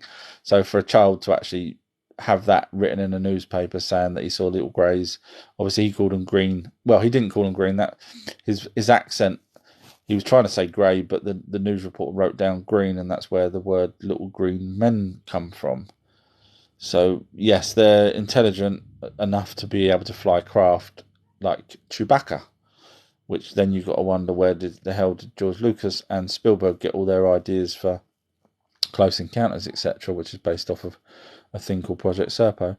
Creaky Blinder has wrote, "Why have none ever been captured?" Email message. There is an email message. Sorry about that. Why, or at the very least, we should have found remains. So it's a sensible question. You do realise there's 200 to 400 billion birds alive at any one time, and they live for, let's just say, 20 years. So in our lifetime, there is 2 to 400 times 5 billion birds. How many birds have you seen dead?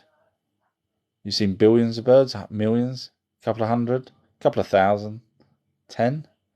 So that's one reason. Of course, people out there in the wilderness will say, "How many bears have you seen? How many lions and tigers and so on and so on have you seen?" But Bigfoot travel in pairs, at least in pairs. So if you shoot one, you ain't going to be able to move the thing. It weighs it weighs more than you can lift.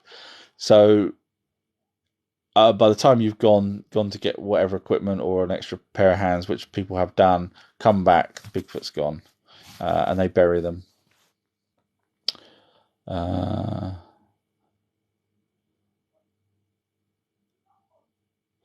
MB's wrote to Fake. He said, "Melissa, I'm here quite some time, and I don't see a Melissa." I am honestly reading the questions, as you hopefully can tell. It's not a recording. It's not a recording. It's not a recording. Sorry, bad joke. You're my stepson. Yes, father. Has wrote Amber Heard on top.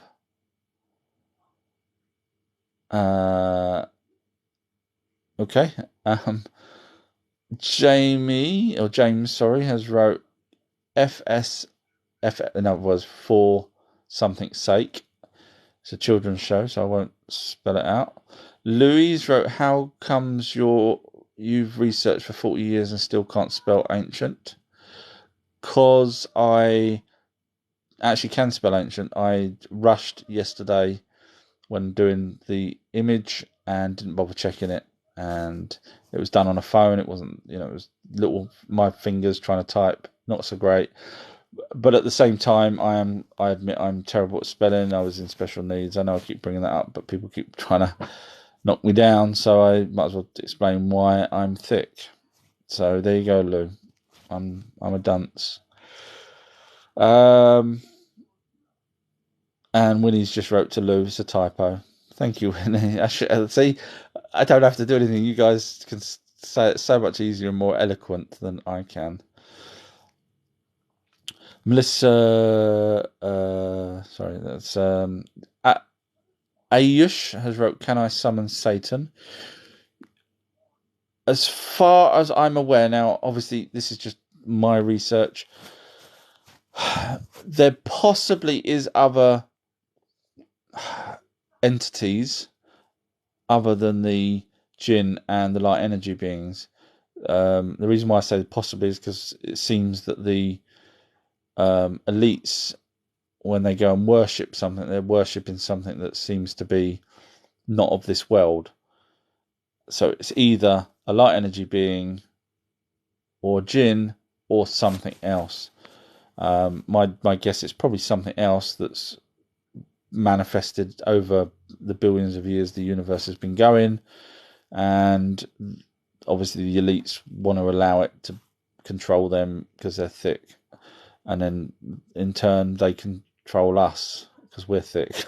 So so there is, as regards Satan, no, if you actually read the original Emerald Tablets of Thoth, the translations of them, you'll find that there's only two light energy beings that are classed as the two main underworld ones. Yes, you've got things like Anubis and Osiris, I think it was, that was also in charge of the underworld, but really they weren't in charge of the underworld. They were still human beings.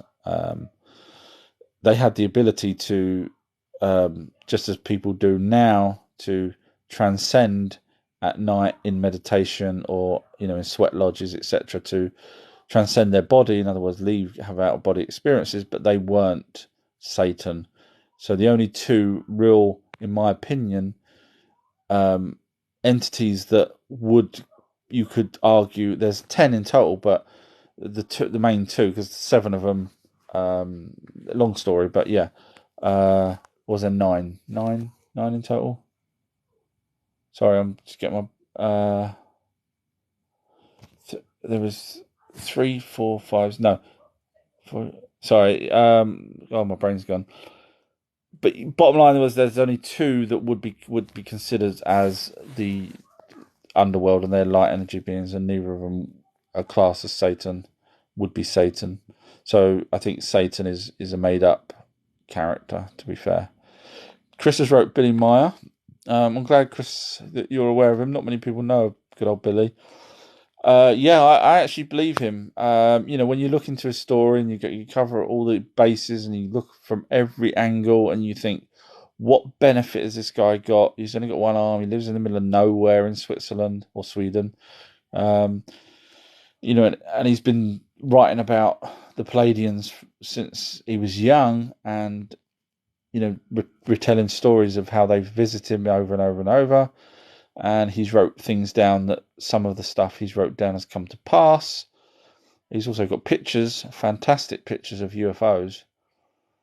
The problem is those pictures, people, like, I had someone on I was chatting to on that live the other day, and I pointed out the pictures, and I said, but the problem is, if you don't believe in the pictures, you'll say they're fake because they're too clear. And so you can't kind of win. But yeah, I think Billy Meyer's on the level. Gambino has wrote face reveal. You wouldn't want to see my face. I am a demonic Satan demon monster creature. So you wouldn't want to see it. Michelle's wrote, I am new here. Hi, Michelle, welcome. We just waffle on about stuff, aliens and hybrids and monsters and demons and all sorts of stuff. I don't. Gambino's asked again. Face real. I do various different things, and I like to keep them separate. So it's just a logical thing to do for me. Freud, or I keep saying Freud. It's probably Fried, but Freud. I'm not great at whatever language that Sigmund Freud was from. Was he Austrian or Germany or something? I think it would be good if he showed us his monitor with questions. I think it would be good if he showed us his monitor with questions. Oh, what you mean, filming my monitor so I can show you where I am in terms of the questions? That means getting up off the settee and going into my computer room and doing all that. I'm a bit too lazy for that. Sorry. Gambino's wrote, don't worry, my friends, the Greys, have seen you in your sleep. They probably have. They probably have. If you've listened to my live chats before, when I say I think possibly a grey was by my bed, then in which case, yes, they have seen me sleep. Michelle's wrote, very interesting information. Thanks for sharing. No problem at all. Gambino has wrote, Philadelphia experiment. I did cover a little bit earlier. Hopefully you was around when I mentioned it. I mean, there's a whole story that goes with the Philadelphia experiment. And because you haven't actually asked specifically, so I don't know how much you know about the Philadelphia experiment. I don't want to start talking about the arc welding and all that kind of stuff if you already know all about that. So if you've got any questions, try and ask them in a question format so I know not to repeat stuff you already know. And then Gambino's wrote, laugh my something off. I'll take that as I said something funny. Let's pretend that was the bit where I did my Kermit the Frog impression. Hi there, Miss Piggy. Ayush has wrote, okay, thanks. Gambino's wrote, Google's, what is that, goggles? Google's going to lie. Well, that was probably when I was asking about the Philadelphia experiment, what year it was.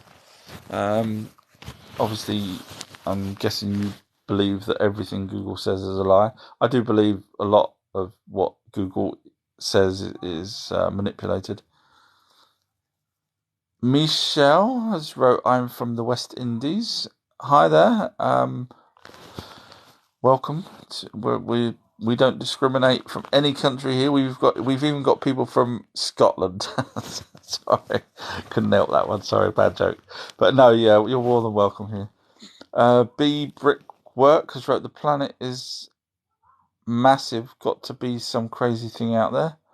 Thank you, Winnie, for that, for the Scottish joke. Winnie's just gave me a rose. I have to do more Scottish jokes, get more roses. The planet is massive. Got to be crazy thing out there. I'm not sure which planet you're referring to. I'm guessing Nibiru.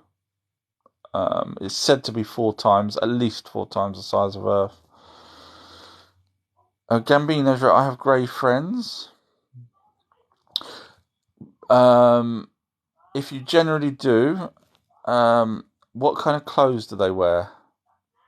I'd be interested to know your take on it.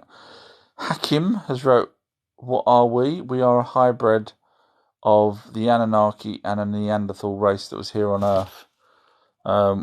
We've got missing chromosomes 23 and 24 that have been spliced together, fused together. And if you watch my fairly recent videos, you'll see that scientists are now doing the same to create hybrid creatures. So obviously the Anunnaki clearly knew that splicing and fusing chromosomes will give you a different result, which is fantastic. But it now means our scientists are now doing similar, so we'll end up, 500 years with other creatures walking around that we've accidentally created. Super has wrote, can we really sell our soul to the devil? That's a brilliant question. Yeah, that is a fantastic question. Go to the top of the class for that. Fantastic question. So you probably all heard the saying, you sell your soul to the devil. So it's a brilliant question. I'm surprised someone's actually asked that. That's brilliant. So the way it works is we have a soul, we call it a soul, but really it's a light energy being that joins with us. And at the end of our life, we can supposedly, this is the old saying, we could do a deal with the devil. Now, bearing in mind, technically there is no devil. The devil was created by religious groups to keep us in chains. In other words, keep going back to the altar and handing over some money in their gift box, etc., etc., and to stop us from going off to a different faith. So if you was to sell your soul, which would be the entity that joined with you, then that would mean the entity would have to belong to another entity of some description.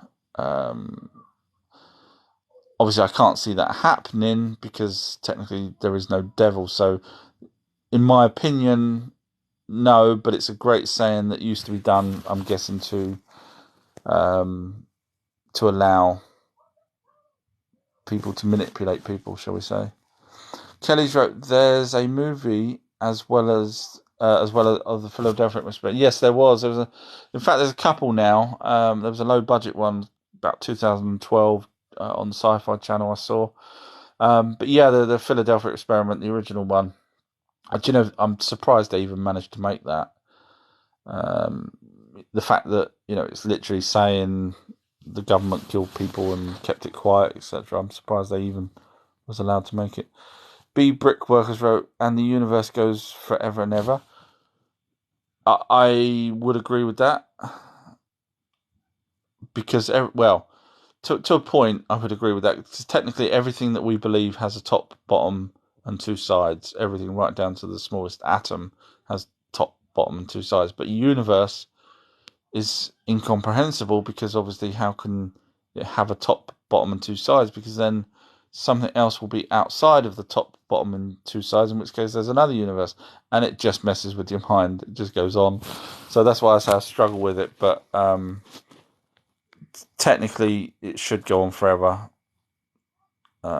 User 1-2 wrote, do you think the Hindu gods were ancient aliens?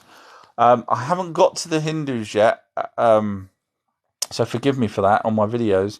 I'm doing Greeks at the moment, then I'll go on to Romans, and then it'll be the Indians. And yes, Indians did have the Anunnaki over there. Not all of the Anunnaki, some of them went there. And in fact, I don't know if you're aware of this, but in a certain particular place in India, there was a nuclear weapon set off, and some researchers, that's fact. You can go and look it up. You'll see that there was in the past there was some nuclear weapon. I mean, we're talking way back in the past, before we've got nukes. Now, some researchers have said. Now, I'm just saying what they say. Don't hate me for this, but some researchers say that the reason why there's so many deformities in India is because of the radiation still from the explosion that happened in the past. I can't comment on that. I'm not a doctor or anything, but that's an interesting thought, at least, if nothing else. Sigfried has wrote, I have another question. Is Yahweh a demon or an alien or something else? So Yahweh, according to Zechariah Sitchin, is the creator of everything. So if you believe that, then it's an almighty, mighty, not what's in the Bible. The Bible doesn't.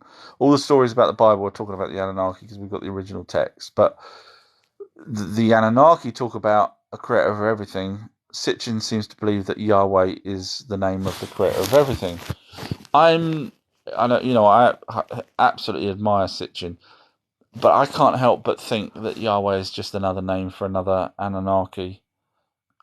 Just my gut feeling, but obviously Sitchin has done probably more work, obviously, than I have into Sumerians. So, but I can't shake my gut feeling. But obviously, you could probably go along with his theory.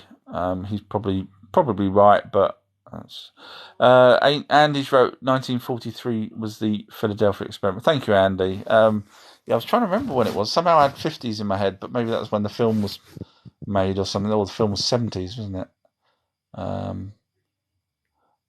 Okay, sorry. Okay, Google. When was the Philadelphia movie released? In the United Kingdom, Philadelphia came out on the 25th of February 1994. Did I forget to say experiment? Sorry. Oh dear. There you go. I'm numpty night tonight. I also need to know which device to use. Try saying that again and include the device's name. Hey Google, what's my name? Your name is God. Okay, so that's where Yahweh comes in. It's me. User 38 has wrote, I was abducted by aliens once, but I didn't really like talking about it as it was too traumatic. Wow. Okay. Hopefully you're among people that will never judge you. I will never judge you because obviously I totally believe in it. Has it happened more than once? Because generally these things they don't just take you once; they'll take you a few times, and sometimes they skip a generation. So, have you asked your parents or your parents' parents whether they had, even just simply missing time. It's up to you whether you want to share any of that. I totally understand. Misha's wrote, what can you explain about archangels? Excellent question. So the benefit I have is I bypass the Bible and I go to the original source. And the original source, and we're talking not just Sumerian, we're talking Babylonian and Aramaic and Assyrian as well in different formats. Not always clay tablets, papyrus, and various different other things. And the beautiful part of it is if you just take your rose-tinted glasses off, and every time you read the word archangel, you'll realise that they come down in a ship, they pick someone up, and they'll take them somewhere. And they'll drop them off. Sometimes they take them up into space, or heaven, as it was unfortunately translated. And sometimes, and they bring them back from space or heaven, which is impossible unless they died. But obviously they don't die because they bring them back.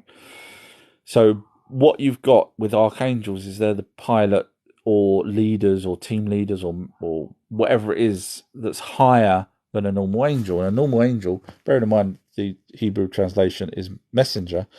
So when you read the angels and the archangels coming down, having drinks with a family, they knock on the door, they're all physical. If you go by the proper ancient writings of them, they chat, they walk around, they lead you somewhere, they'll talk to someone. That's what it does. So the angels are just, in terms of Anunnaki, they could be guards, they could be police, they could be higher up Anunnaki, in other words, ones that's got a little bit more knowledge than the ones that was doing the mining. And then the archangels seem to be the ones that pilot the ships. And so, of course, not everyone wants to see that. They just want to believe that archangels. Now, spirits are genuine. Spirits are real. Angels are just Anunnaki. Unfortunately, we've somehow amalgamated the spirits and the angels and ended up with all sorts of weird stuff that people believe in, unfortunately. But if everyone went back and read what I read, then with half a brain, you'll go, of course, that makes so much more sense than, because otherwise, why did angels stop? Why don't we see them now? And I know people say, well, someone helped me, I was going to be run over and someone pushed me. Spirit, it's not an angel. Of course, everyone says angel because that's the easiest thing to say. They don't want to say spirit. It sounds a bit weird. But an angel saved me. Yeah, that's amazing. But a ghost pushed me to save me. Yeah, that sounds a bit stupid. So that's how it really breaks down, unfortunately. But there are spirit guardians, not angels. That's just my take on it because that's everything that I've ever read. Peaches wrote 6:24. Wow, hour behind, and I'm probably going to miss my film, which is the one with Sylvester Stallone. I was going to watch the Samaritan. I don't know if it's any good yet. Gambino has wrote, I scare people. Sorry if I keep doing that funny accent when I say your name, but can't help it. I scare people with my eyes, he's wrote. He or she, I'm guessing it's a gentleman. Sigford has wrote, wow, my question. I can't remember which one it was now. Forgive me. Supers wrote, is Atlantis real? I'm guessing that's Atlantis. See, I won't pick up on people's spelling. I'm not that type of person today. Is Atlantis real? A place was real, yes. It was made just like the Anunnaki make their cities, and they made many cities around the world, and they're all in concentric circles. So yes, it was a place. It got sunk because some nukes went off because they were trying to kill or at least stop Marduk, however you want to pronounce his name. And yeah, it sank, and Ningazida, who was on there, got warned off. He took his equipment with him and technology, took all the other people that was also on that particular city, and went off and walked, I'm guessing walked to, or he might have flew, but the others walked to Egypt. And the city got sunk. Atlantis. It wasn't called Atlantis back then. It was a totally different name, but somehow people's ended up changing it. And even if you look on Wikipedia, it comes out, it's almost like Atlantis, but it's not. The original translation is not I can't remember it, forgive me, but if you go and do your homework, you'll realise the original translation is not Atlantis.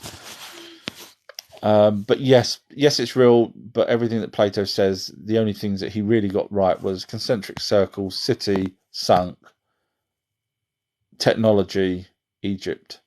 So if you go with that, all the other bits where he supposedly describes the depth of one particular lake and the width of it and the smells of that area, didn't know, that's all just him adding up.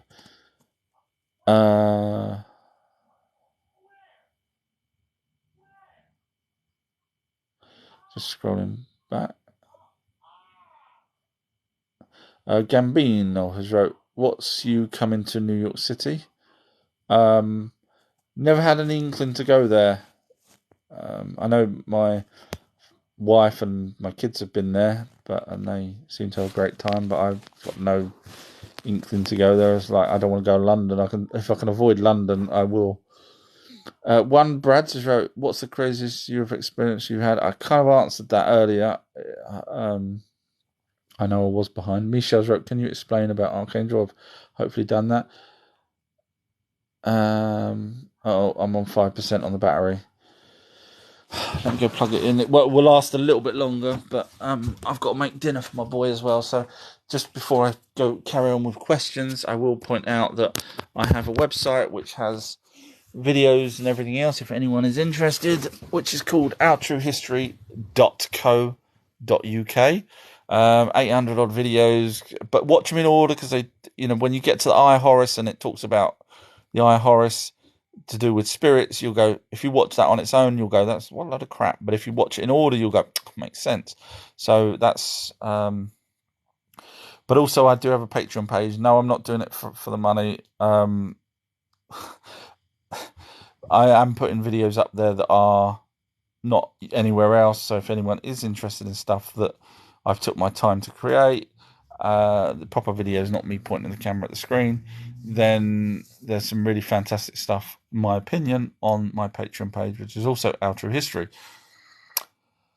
Double Dot has wrote, "Who or what do you think built a book?" Done that one. Matt has wrote, "What's up, buddy? Been a long time since I've seen your stuff." Hi, Matt. Forgive me if I can't remember which particular Matt you are. I'm trying to look at the picture. You may have changed your picture since, so it's hard for me to remember. Forgive me. Gambino has wrote, "Can you tell us about Jesus Christ?" Not an expert on Jesus. I can only go by people that have gone back to the original Hebrew and retranslated it with the knowledge that we have now. There's a guy called Jeffrey Doherty. Yes, I did finally remember his name. Jeffrey Doherty. Yeah, he was a priest or vicar or something like that in the States. And, totally believed everything the Bible said, even though he knew it contradicted itself here and there. And then one day he thought, I'm going to go back and look at the original and actually translate the original Hebrew texts instead of relying on what's in an English version of the Bible. And he did that, and it totally changed his view. So now he's the person that says, well, it was an alien abduction, Mary got abducted, it was a bright light, UFO in the sky, because he can say words that we know now, like levitation and UFOs and stuff, instead of a bright star of Bethlehem and all that kind of stuff. He doesn't need to guess, because we've got terminology better than we did when they were originally translated. So I would suggest looking up Jeffrey Doherty. He will give you more on Jesus than I can. Just scrolling down. Michelle then wrote, "Can you explain about Archangel and Spirit Guide?" So forgetting the angels, because they're not angels, are not real. That was just a name that was for the Anunnaki. Spirit Guides, yes. Right, okay, so I'm on 3%, even though the battery's plugged in. So if it does die, it's not me. I never ever want to cut people off. I'm not that type of person. Spirit Guides, yeah. So basically, the spirit that joins with you is here for wisdom, knowledge, and learning. Once it's learned enough, no, don't ask me what enough is, but once it's learnt enough, it moves on to the next plane. So there's different planes of existence. And once it gets to the third plane, from what I understand, that's when they become a guardian spirit. So that entity can, because it's got thousands and thousands of memories of past lives in there. Obviously, it's got ones that are maybe related to you. So it may choose. It may say, "Well, hang on, I'm the great uncle of Fred." Even though the spirit's not the great uncle, the spirit's holding the memories of and the life experiences and everything of the person is the grandfather. So he could say, "Well, I'm as the spirit. I'll tell you what. I'll be the guardian angel for my great grandson." And so that comes down and keeps an eye on you. Now you can have one, you can have two, you can have three, you can have four spirit guardians all watching over you. Now, really, between me and you and the lamppost, they're not watching after you. They're making sure that you live and fulfill the knowledge for the spirit that's inside you to learn. So if you die straight away, and you weren't supposed to die straight away, in other words, you're supposed to live a long life and let that entity learn with you. If you die, you might see those spirits, those guardian spirits, stopping you from crossing over, and they may say, "Look, your time's not. You're not supposed to die. Go back. Go on, off you go." And so you go back, and that's why you say, "Oh, well, I saw my great grandfather." Then it's again. It's the entity is the spirits, the light energy beings are really looking out for themselves. They don't, we are, if they're eternal, as the Emerald Tablets of Thoth says, as the clairvoyants say, medium spiritualists, if they're eternal, do you think they're going to worry too much about our little lifespan that is literally probably half a split second of their eternity? Probably not even that. So that they're not here to say, "Well, I really like Fred. I think I'm going to look after him." They're there for the spirit to learn, the one that's joined with you, to make sure it learns. So yeah, that's all spirit guides are, unfortunately. But obviously, to you, you think they're helping you, but they're helping you to help the spirit learn. If that makes sense. Georgie Boy has wrote no such thing as Bigfoot. Just interested to know when people say that they encountered a Bigfoot and their dog chased after it, and then the dog yelped because it got hold of the dog and twisted the dog's neck 360 degrees and killed the dog. Just curious who you think does that then. And that's not just one person. Lots of people have lost their dogs where the dogs have chased after a Bigfoot. Georgie, I'd be very interested to know your thoughts on that. Now, bearing in mind, I probably wouldn't, even, not that I'd ever dream of doing it, but I wouldn't have the strength to turn a dog's head 360 degrees. Bigfoot's would. So I'll be interested to know your thoughts.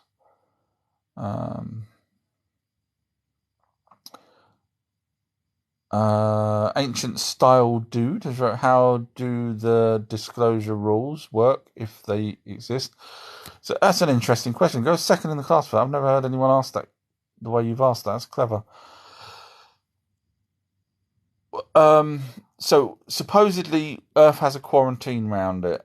This is something I'd heard years and years ago, which kind of makes sense. And an alliance of aliens, which somehow someone's ended up calling the oh, my brain's gone. Was it Galactic Federation? I can't remember sorry, I'm forgetting the name of what people have called it. But there's an alliance of aliens that basically quarantined Earth to stop people or alien races like the Dracos from coming and taking over. So we're at I don't know whether that quarantine's run out or not, but so from that point, they're not allowed to interfere without, just like the Prime Directive, they're not allowed to. In fact, going back to old I will have to do a video on that actually, on him again, because like I say, I found out more information about him. So he, which is Gene Roddenberry. Now he has the Prime Directive in Star Trek, and lo and behold, there seems there's a lot to Gene Roddenberry that I found out fairly recently, and one of them is to do with the Prime Directive. In these meetings that he used to have, so it wasn't when he was in the military. So he was aware of UFOs. Now, whether they brought him in because he saw a UFO and then started, because normally these things are on a need to know basis. So chances are he reported that he saw a UFO and then they allowed him in the mix. But anyway, so the disclosure: we are not going to be disclosed. While, in my opinion, while we've got the amount of people on this planet, once they thin the herd to 500 million, then they'll let everyone know. But me and you won't be here. They'll get rid of us. But then they'll let people know about the aliens, and then all those 500 million can start working with the tech to clean up the planet, etc. Which is what their end game is. It's just a shame that they get to choose who lives and who dies, which is very sad. Michelle's wrote, can you explain about how I've done that? Thank you, Peach, for telling that. Yeah. Gambino has wrote, is the Queen a lizard? No. And the reason for that, I don't know why people don't think. So the story goes that she's a shape-shifting alien. Now, she is one of the most photographed and filmed persons on this planet. Think about the chances that if accidentally your disguise, your shape-shifting ability changes while you're in front of a camera. And also you've got to remember she just cuts ribbons and sits at home and plays with her corgis. So what kind of life is that for a shape-shifting reptilian? It's pretty boring. But no, there's no way that, would you, if you could shapeshift, would you go and be the queen of another planet, filmed as soon as you walk out the building, anywhere you go, someone's taking a picture of you? Would you risk? Because the second that you accidentally, poke your forked tongue out, or your eyes flitter like a lizard's or something like that, it's game over. Because obviously you're not supposed to be there. So the Secret Service that are watching you suddenly see you, swallowing a rat whole. You probably wouldn't be there very long. So no, it's just logic to say no. Gambino has wrote, someone had told me Anunnaki was false teaching and that the Bible was the only truth. Oh, Gambino, you're doing that to wind me up, aren't you? So for those of you that's listening that has no idea about the Anunnaki, the tablets, there are tablets. They're in the British Museum. They're in the Louvre. They're in all over the place. Hundreds of thousands of these tablets, which is what the Bible copies from. So one of them's older than the other. We know the tablets are older than the Bible.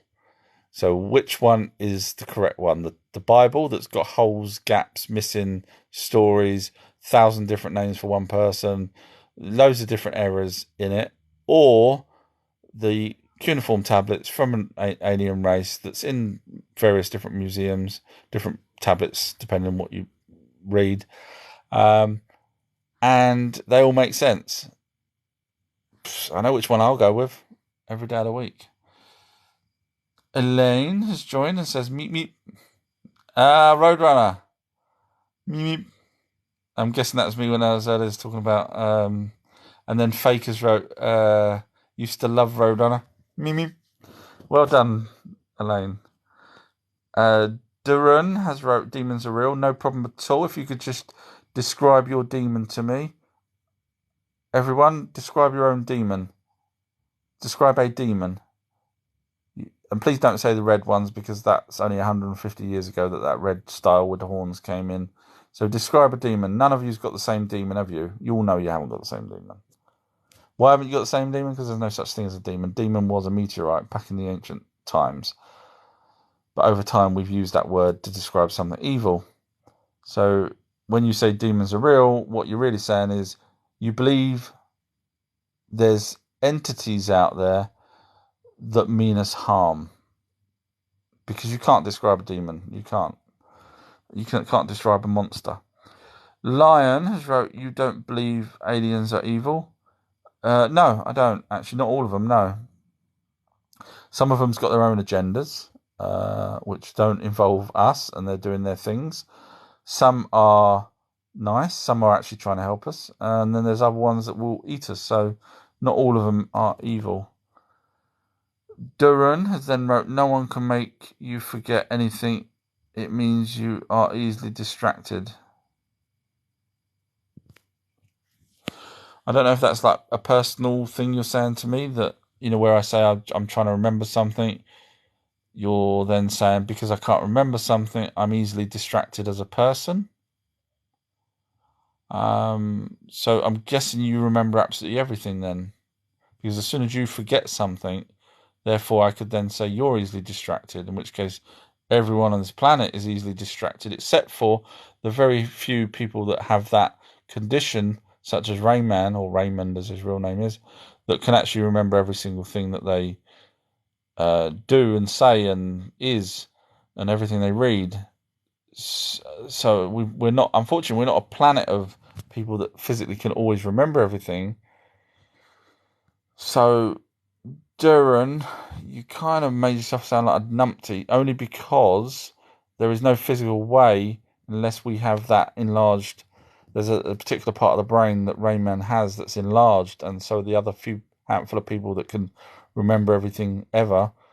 And to be fair, it's actually 98% recall, not 100%. So even those people, you would say, are easily distracted. So when you go up to Rayman and say,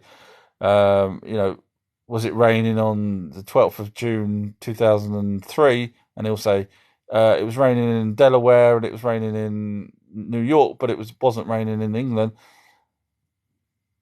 You'll say to him, who can do that, you're easily distracted, because I'm sure there's something you've forgotten, your 2% that you can't have total recall.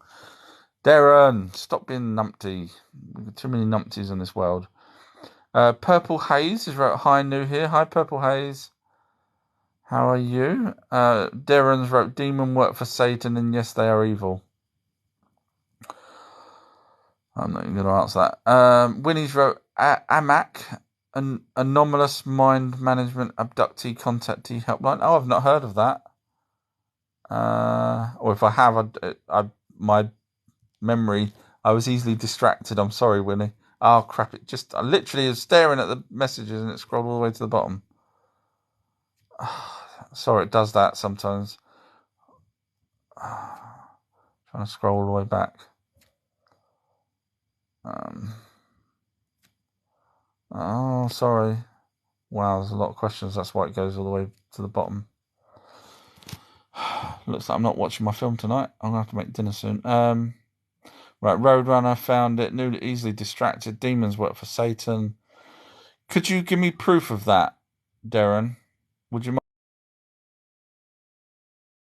Ask me for proof and I'd try and point them in the right direction. Would you mind just showing me the contract that the demons have for Satan? I'm guessing it's a 7-day-a-week job. If you just point me to anything at all that can prove that, that'd be cool. Just scrolling down. Darren James, different person. If you need more tablets, visit your doctor. I'm gonna call them. I am on my last one tonight. Thank you very much. That does remind me I will have to call them because the amoxicillin is running out, but hopefully the last one might do the job. But thank you for your concern about my sinus. Mavis has wrote, there were an ancient race of beings that people confused for aliens and the Anunnaki. Their genre was, or I'm guessing the genre, their genre was known as jinn. There are many species of jinn. Let me just reread this again, because it sounds like this person's given a fact out, and I like people when they give facts, because I like to ask for the source, because that's how I work. There were an ancient race of beings that people confuse for aliens and Anunnaki. So, are you saying not one person believed in the Anunnaki? Believed in. Oh, let me just get my head around this. Sorry, I'm on a chair my daughter's chair that's massive and I sink down it. There was an ancient race. Sorry, everybody. This is how I work, so don't say things if you haven't got anything to back it up. There was an ancient race of beings that people confuse for aliens and Anunnaki. Okay, so could you show me the people that got confused and how you know they got confused and how you know that they're not talking about the Anunnaki, but actually we're talking about the jinn? Where would you get that information from? So you would have to have. You'd have to have. Forgive me, I don't know if you like me doing this kind of stuff, but this is how I work.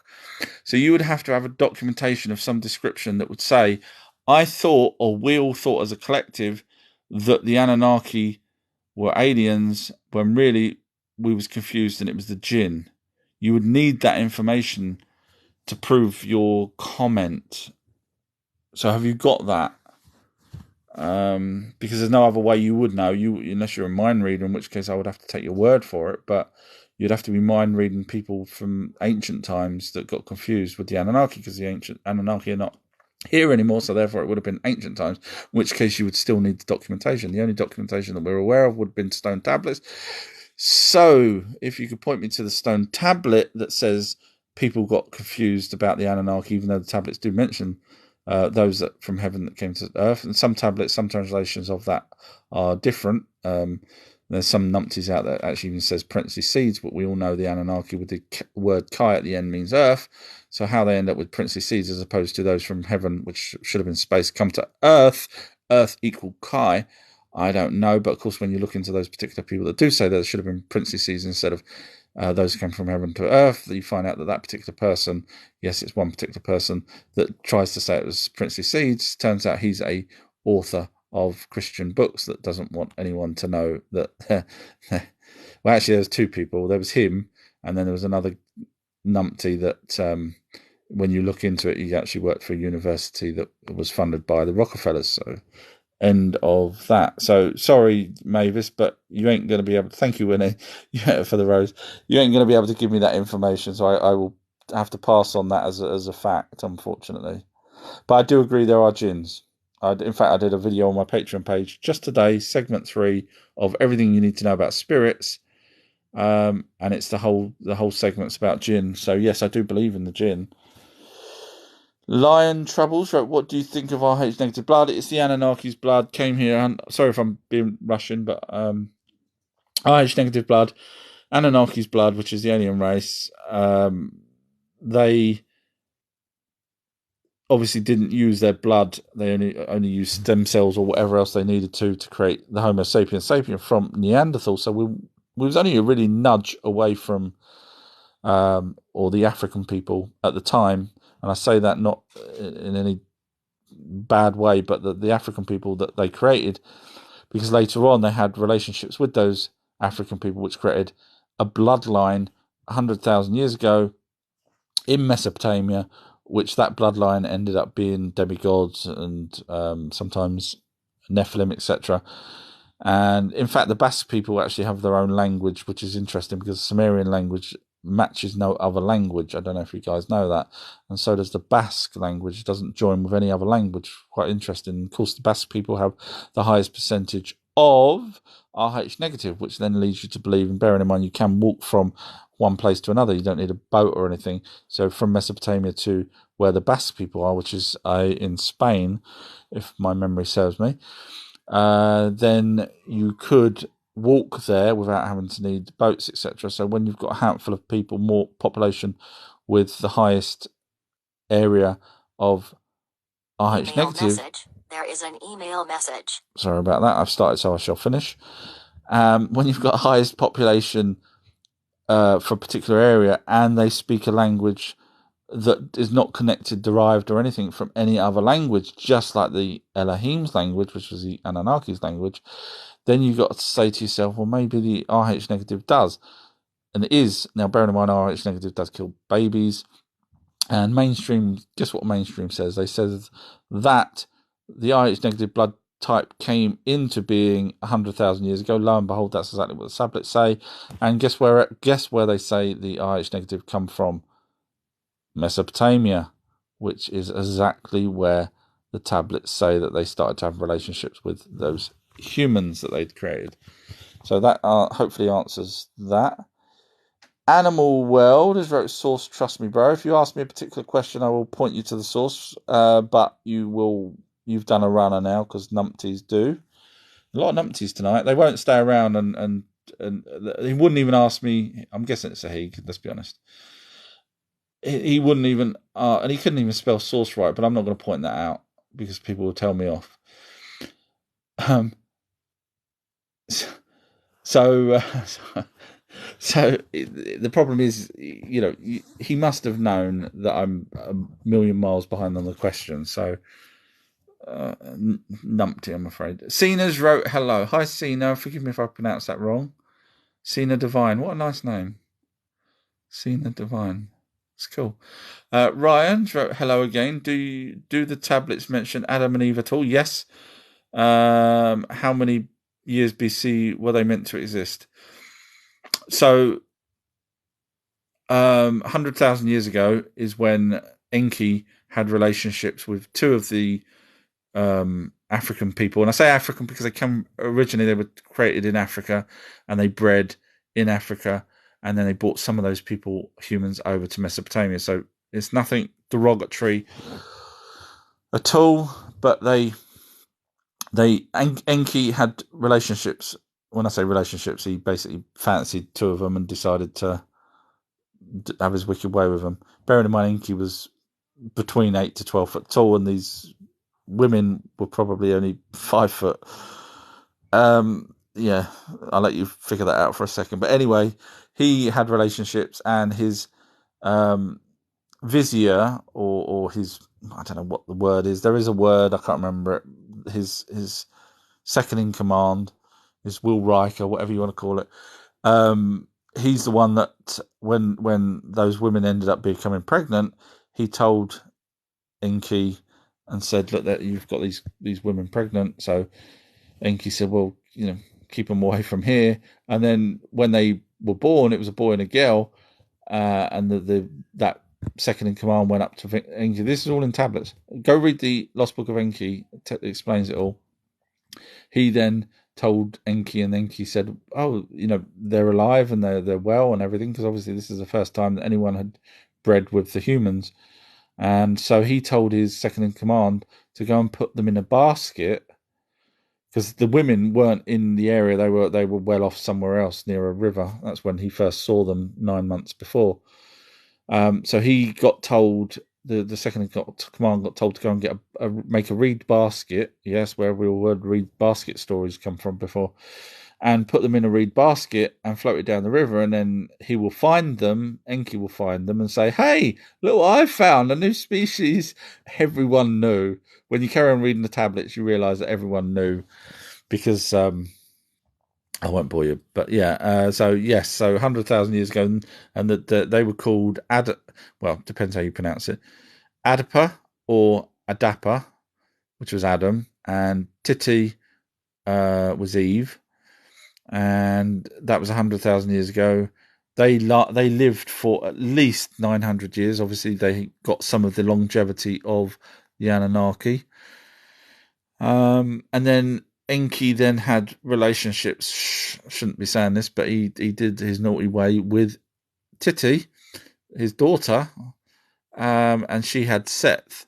So where you've got Cain Abel, Seth was actually a different. Was Enki's own.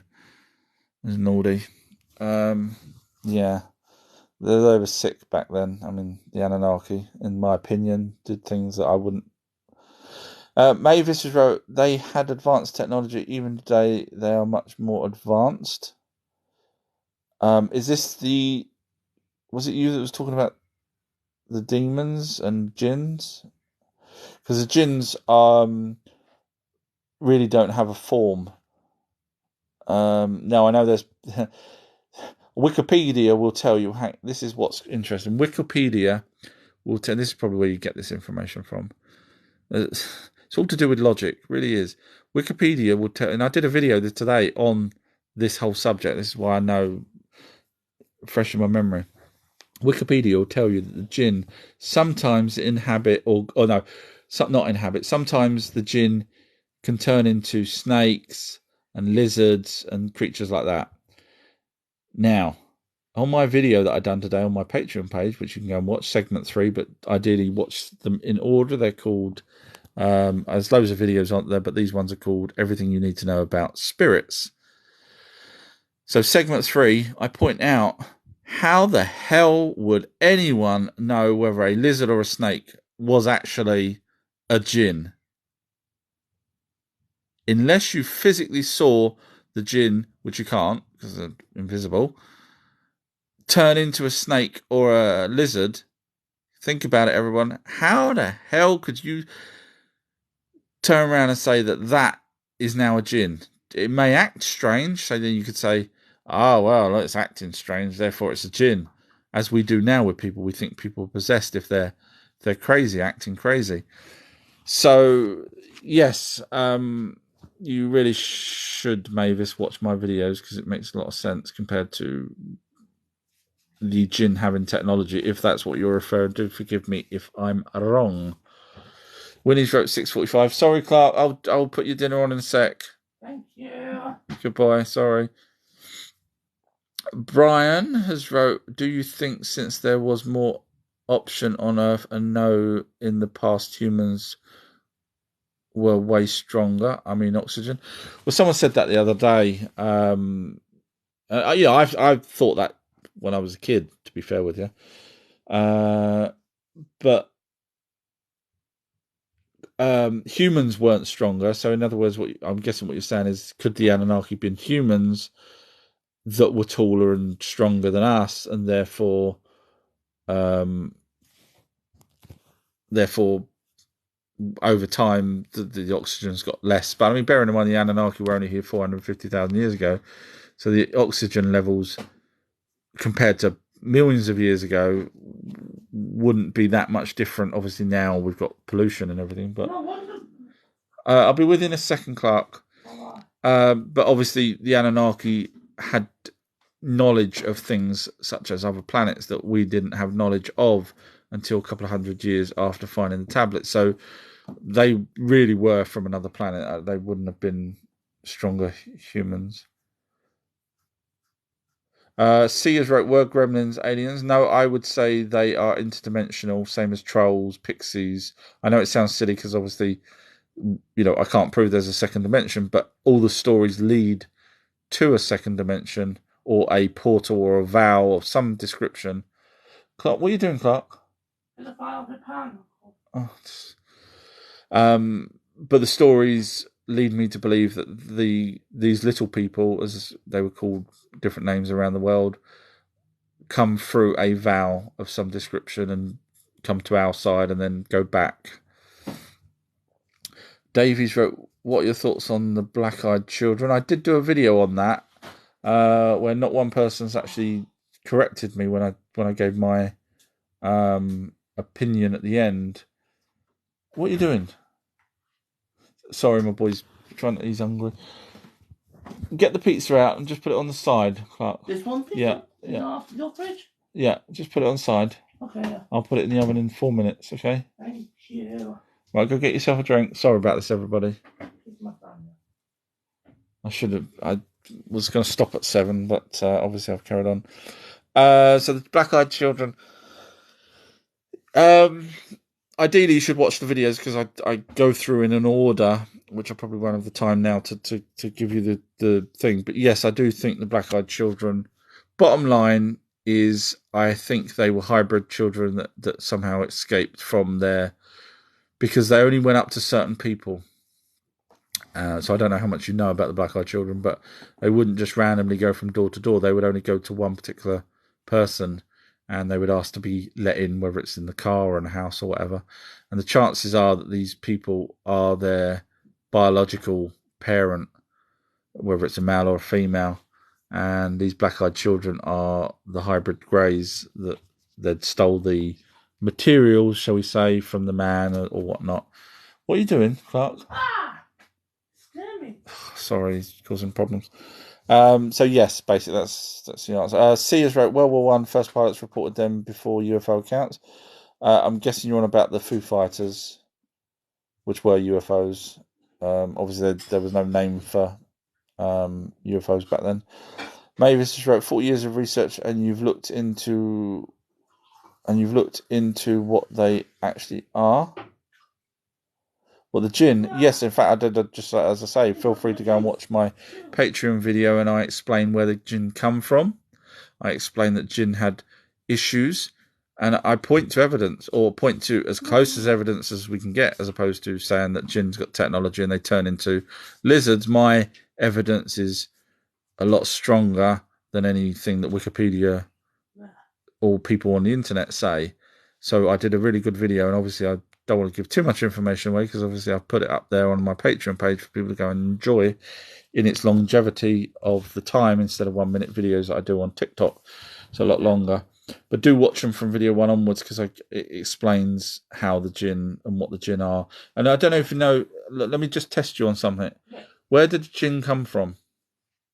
You will say the jinn are from, because the story of Aladdin, from Arabic, won't you? Because the Islam writes about them as well. Did you know? You probably didn't.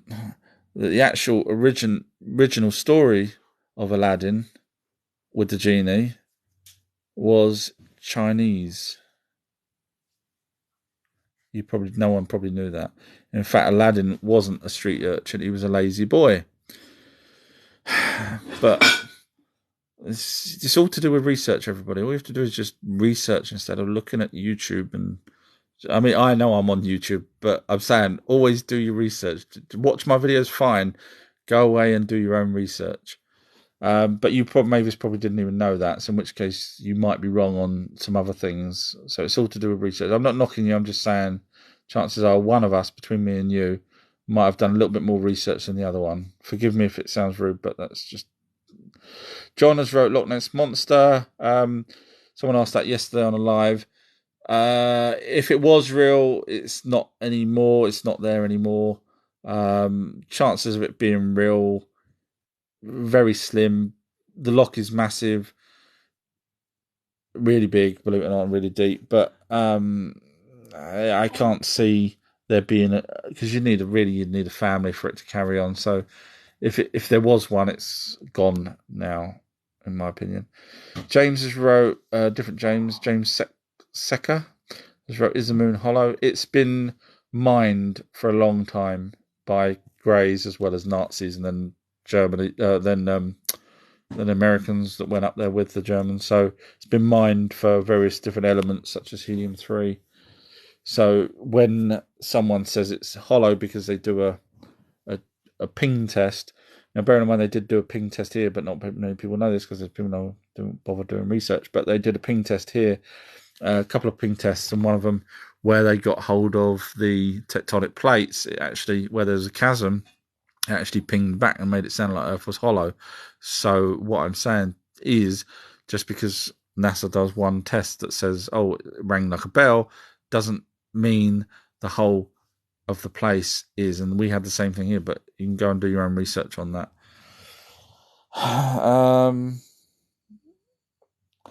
Sears wrote World War One, World War Two pilots. Now all pilots report UFOs. Did they learn to fly by us but become advanced? Did they learn to fly by us but become advanced? I'm guessing you're talking about UFOs. UFOs have been around for a long time. There's pictures of them. There's descriptions of them in old texts. And when I say UFOs, I'm not on about Anunnaki. I'm on about anti-gravity type disc type craft. So they've always had that ability since they've been here to have anti-gravity, to fly around and run rings around us. What are you doing, Clark? I'll make you dinner in a minute. Oh. Lyons wrote the craters are from the past nuclear wars. So I'm guessing you're saying, sorry about this, everybody. So I'm guessing you're saying that there is a dome and therefore the craters are not created by rocks coming from outer space. Then I would probably point you to the one that hit a Russian block of flats a couple of years back. I don't know how many years now. Everyone will probably be shouting at the screen. Probably 5 or 6 years ago. And it was caught on dash cam. It was caught on various cameras. And, of course, the building got whacked. Windows blew out and everything else. Would you then not say that that was not a meteorite, even though we've got actual footage of it, and no, it wasn't a plane, no, it wasn't a UFO, and no, it wasn't anything else other than a lump of rock, which they did find in the building or through the other side of the building after it came through the building. So that's why I would not say that those craters are from nuclear weapons in the past, because the only nuclear weapons that we're aware of prior to the 1947 test in Mexico would be the ones that the Anunnaki talk about when they had 7 weapons of terror. And if you look at the craters around the planet that you would then say were from, there's more than 7. So that kind of rules that out, in my opinion, unless you've got evidence, because you make it sound like. So let's go the other way then. So Lyon wrote, the craters are from past nuclear wars. Okay, no problem at all. Can you show me evidence? Please, because people will ask me for evidence. I will ask you for evidence. Stevens wrote, so what evidence have you collected? There we go, evidence. So everything, I've said this many a time before, I'll say it, obviously you may not know. Everything that I've learnt for my own benefit. I did never think that anyone would ever want to listen to me.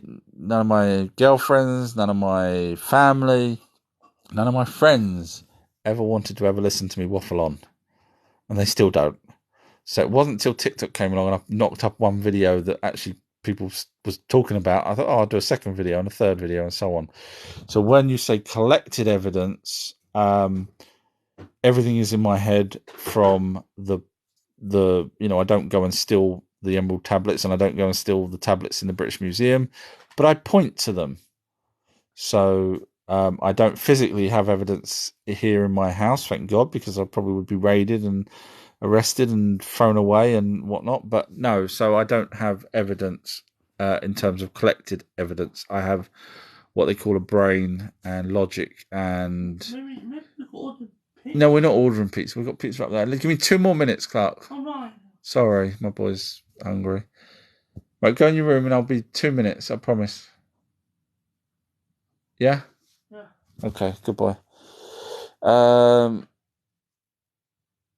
R33 has wrote, got ice wall keeps us away. Unfortunately, R33 hasn't.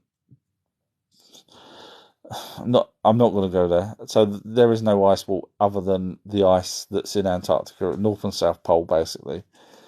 The Arctic and Antarctica. There's no ice anywhere else. You'll never find. If you can prove to me there's an ice wall anywhere else, prove, and I mean not just from YouTube videos, but you can't. You won't be able to. AJ has wrote, explain anti-gravity tech. There's different methods they use for it. What are you doing, Clark? Honestly, I'll be there in 2 minutes, Clark. Sorry. So one of them uses and I've done some modern videos. I can't remember if it's on my Patreon page, actually, or whether I did it on TikTok, but it might have been TikTok. But basically, modern science have found this particular material that is a bit like mercury. And when it's super heated or super cooled, I can't remember off the top of my head, I think it's super cooled, it levitates. So this is modern science. Now go back to when I first heard about UFOs back in the 80s. The disc-shaped ones used a mercury type substance, which when superheated would create a force, just like the ones now, I guess, that scientists have done. So there's your evidence there. If anyone's asked me for evidence, go watch my videos. I do try and point to evidence where possible. So you could then say the scientists are lying, that they're not really got this material that really levitates. It's up to you if you believe the scientists. But so they have this. The crafts have magnets around where this liquid is. So as the liquid's heated, the magnets spin this. I'll call it mercury. It's not mercury. I guess it's not mercury, or if it is, it's a different type of mercury. I would have thought. They spin it around, and the magnets keep continuously push it around and around and around. So it's like a spin cycle, and with that, it then creates with a thing called element 116. I'm going now. My brain's going. With that, which creates the power source in itself, the whole thing ends up being anti-gravity, basically. That's one craft. There's different types of crafts out there, which different type of things. But feel free to watch my videos from video 1 onwards to learn a little bit more, because I'm running out of time here. Deadleys wrote, "What's up, man? Not a lot. I'm fairly nearly finishing now, because my boy will kill me if I don't make him dinner." Festive wrote, "Do humans come from Mars?" No. No, certainly not. No, we're genetically modified from Anunnaki and Neanderthal, but there is suggestion that there was a race or two on Mars in the distant past, and then there's some whistleblowers that seem to say that they're still there and that they're underneath the ground in tubes. I can't answer that. I don't know whether that's the tubes are. Now, the Americans have been there and they're on Mars. So whether or not the Americans are the ones that's built these tubes underground, I can't answer that. So, yeah. But we're not from Mars, no. Agent Jesus has wrote, "Is faster than light travel possible?" I mean, scientists seem to believe now that there is a possibility that we can go faster than light. The Zeta Reticuli use a wormhole system where they speed up, get to a certain point speed-wise, and they manage to open a portal. Still takes some time. It's not instantaneous. They still have a period of time. And then they come out the other side of a portal, and then they have to slow down. It takes them, I can't remember, weeks or days or something like that to slow down. So it's not an easy thing to do for them to come through. So is that faster than light? Obviously, I would have thought it is if they're slipping through a portal of some description. But for us, in a conventional manner, obviously the gravity would just squash us like a bug. So technically, for us, no, unless we had some sort of anti-gravity device sent around. Thank you, MB. I just see that you'd sent some roses. Thank you very much.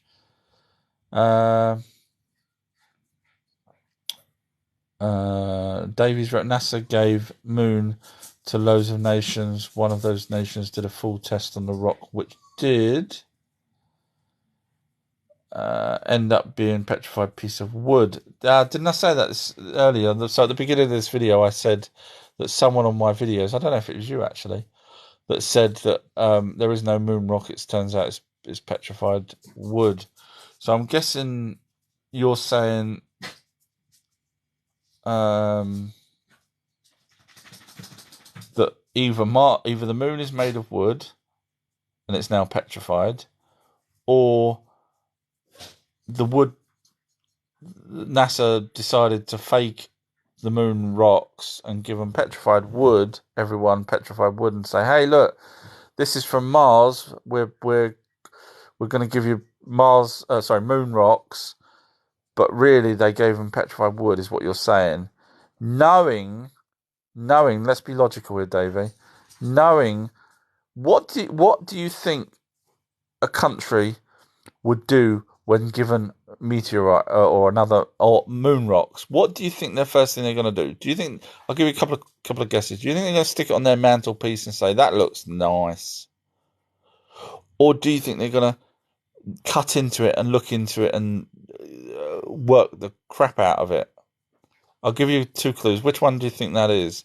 So if you think it's the mantelpiece, then yes, I would agree with you that it's probably fake petrified wood that NASA's been given out.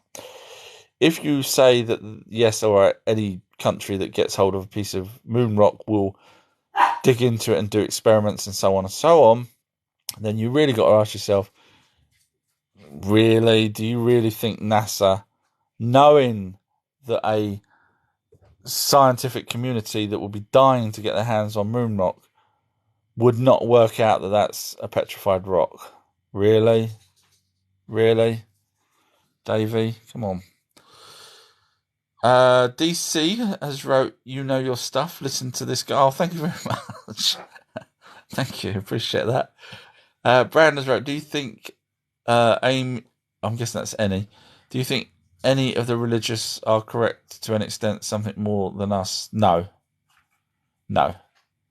and that's because the Anunnaki weren't religious. So if the Anunnaki, bearing in mind, we have got tablets, we've got stark carvings of them, they tell us what they did, they point, the amount of actual evidence we've got of Enki and Enlil and everything else, we've got tablets in the British Museum that say Enki told Noah. His name's not Noah, but that's what we know him as. Enki, not Lord, not God, not Scooby-Doo, not nothing. Enki. So if you do your research, you will end up agreeing that the Anunnaki were here. And then when you realise that they had no religious context whatsoever, even though they do believe that the planets are deities, and they do believe that there is a creator of everything, they didn't have Christianity, Muslims, or nothing at all, other than, hey, we created you little humans. The best you can do is, bring us food, clean our tables, and worship us. But worship as in, not a religious contact. Worship because they are superior to us, not in any other aspect. So no, any religion is, in my opinion, there's 4,000 religions right now. So one of them's either right, 2 of them's right. That means we've got quite a few gods kicking around. And bearing in mind the Romans, if you don't believe that the Romans and the Greeks are talking about the same 12 Anunnaki gods, then you've got 12 Anunnaki gods, you've got 12 Roman gods, and you've got 12 Greek gods, all around the same time. What a hell of a coincidence that they all decide to actually look the same as well. So, yeah, no, it's not. Deadly's right, I believe Mars was our former planet. I mean, I can only go by the tablets, and the tablets literally say that there was a race of humanoid that lived in trees, that the Anunnaki used them to create Homo sapiens sapiens. So unless those hominids were on Mars that were swinging around on trees, unless they could create a spacecraft and come here, no, I don't see it. But if you want to believe that, no problem. Sears wrote, this has to be a recording, laugh out loud. It's not a recording, I'm just so far behind because unlike all the other TikTokers, which you're probably used to, I actually reply to everyone's questions, or I try to. That's the difference. That's why people think I'm... R33 has wrote, have we got an ice wall? No, only North and South Pole you'll find ice. Forget what anything else that anyone says, there is no ice wall. We've had ships for thousands of years. Tell me one story that comes back and says they bumped into the wall behind Australia. You won't find it. Tell me one photograph. We've had cameras since the 1850s. You won't find it. You won't find any evidence of a wall other than these lovely people on YouTube showing pictures of Antarctica's wall. George wrote, ooh, scary ghosts. Not sure what I was talking about at that point. Lions wrote, who is answering the questions to? Not us. Who is he answering the questions to? Forgive me. I am live, unfortunately. It's not a recording. So many of you guys must be used to people that don't bother reading and only reading the very last question. I find that so disrespectful to the people that wrote those questions. So James has wrote, is the moon's hollow? Well, it's been carved out a bit, but it's not hollow as such. R33 has wrote ice wall, guarded grey Amica. I don't know what Amica is, but guarded by, I'm guessing you're saying the ice wall is guarded by the greys and Amica. No problem at all. If you could just show me evidence of that, I'd be more than happy to take a look at it. If it's just a YouTube video, not interested, thank you very much. When you realise that you can't find the evidence, do have a watch of my videos. You'll probably get a little bit more, and I don't want to sound big-headed or rude or anything like that, but you will probably get a little bit more information from my videos than wherever you're getting your information about the ice wall and the greys. George just wrote, no. I'm guessing that's Batman or just being silly for a moment. George then wrote, Leicester in the mud. Not sure on that.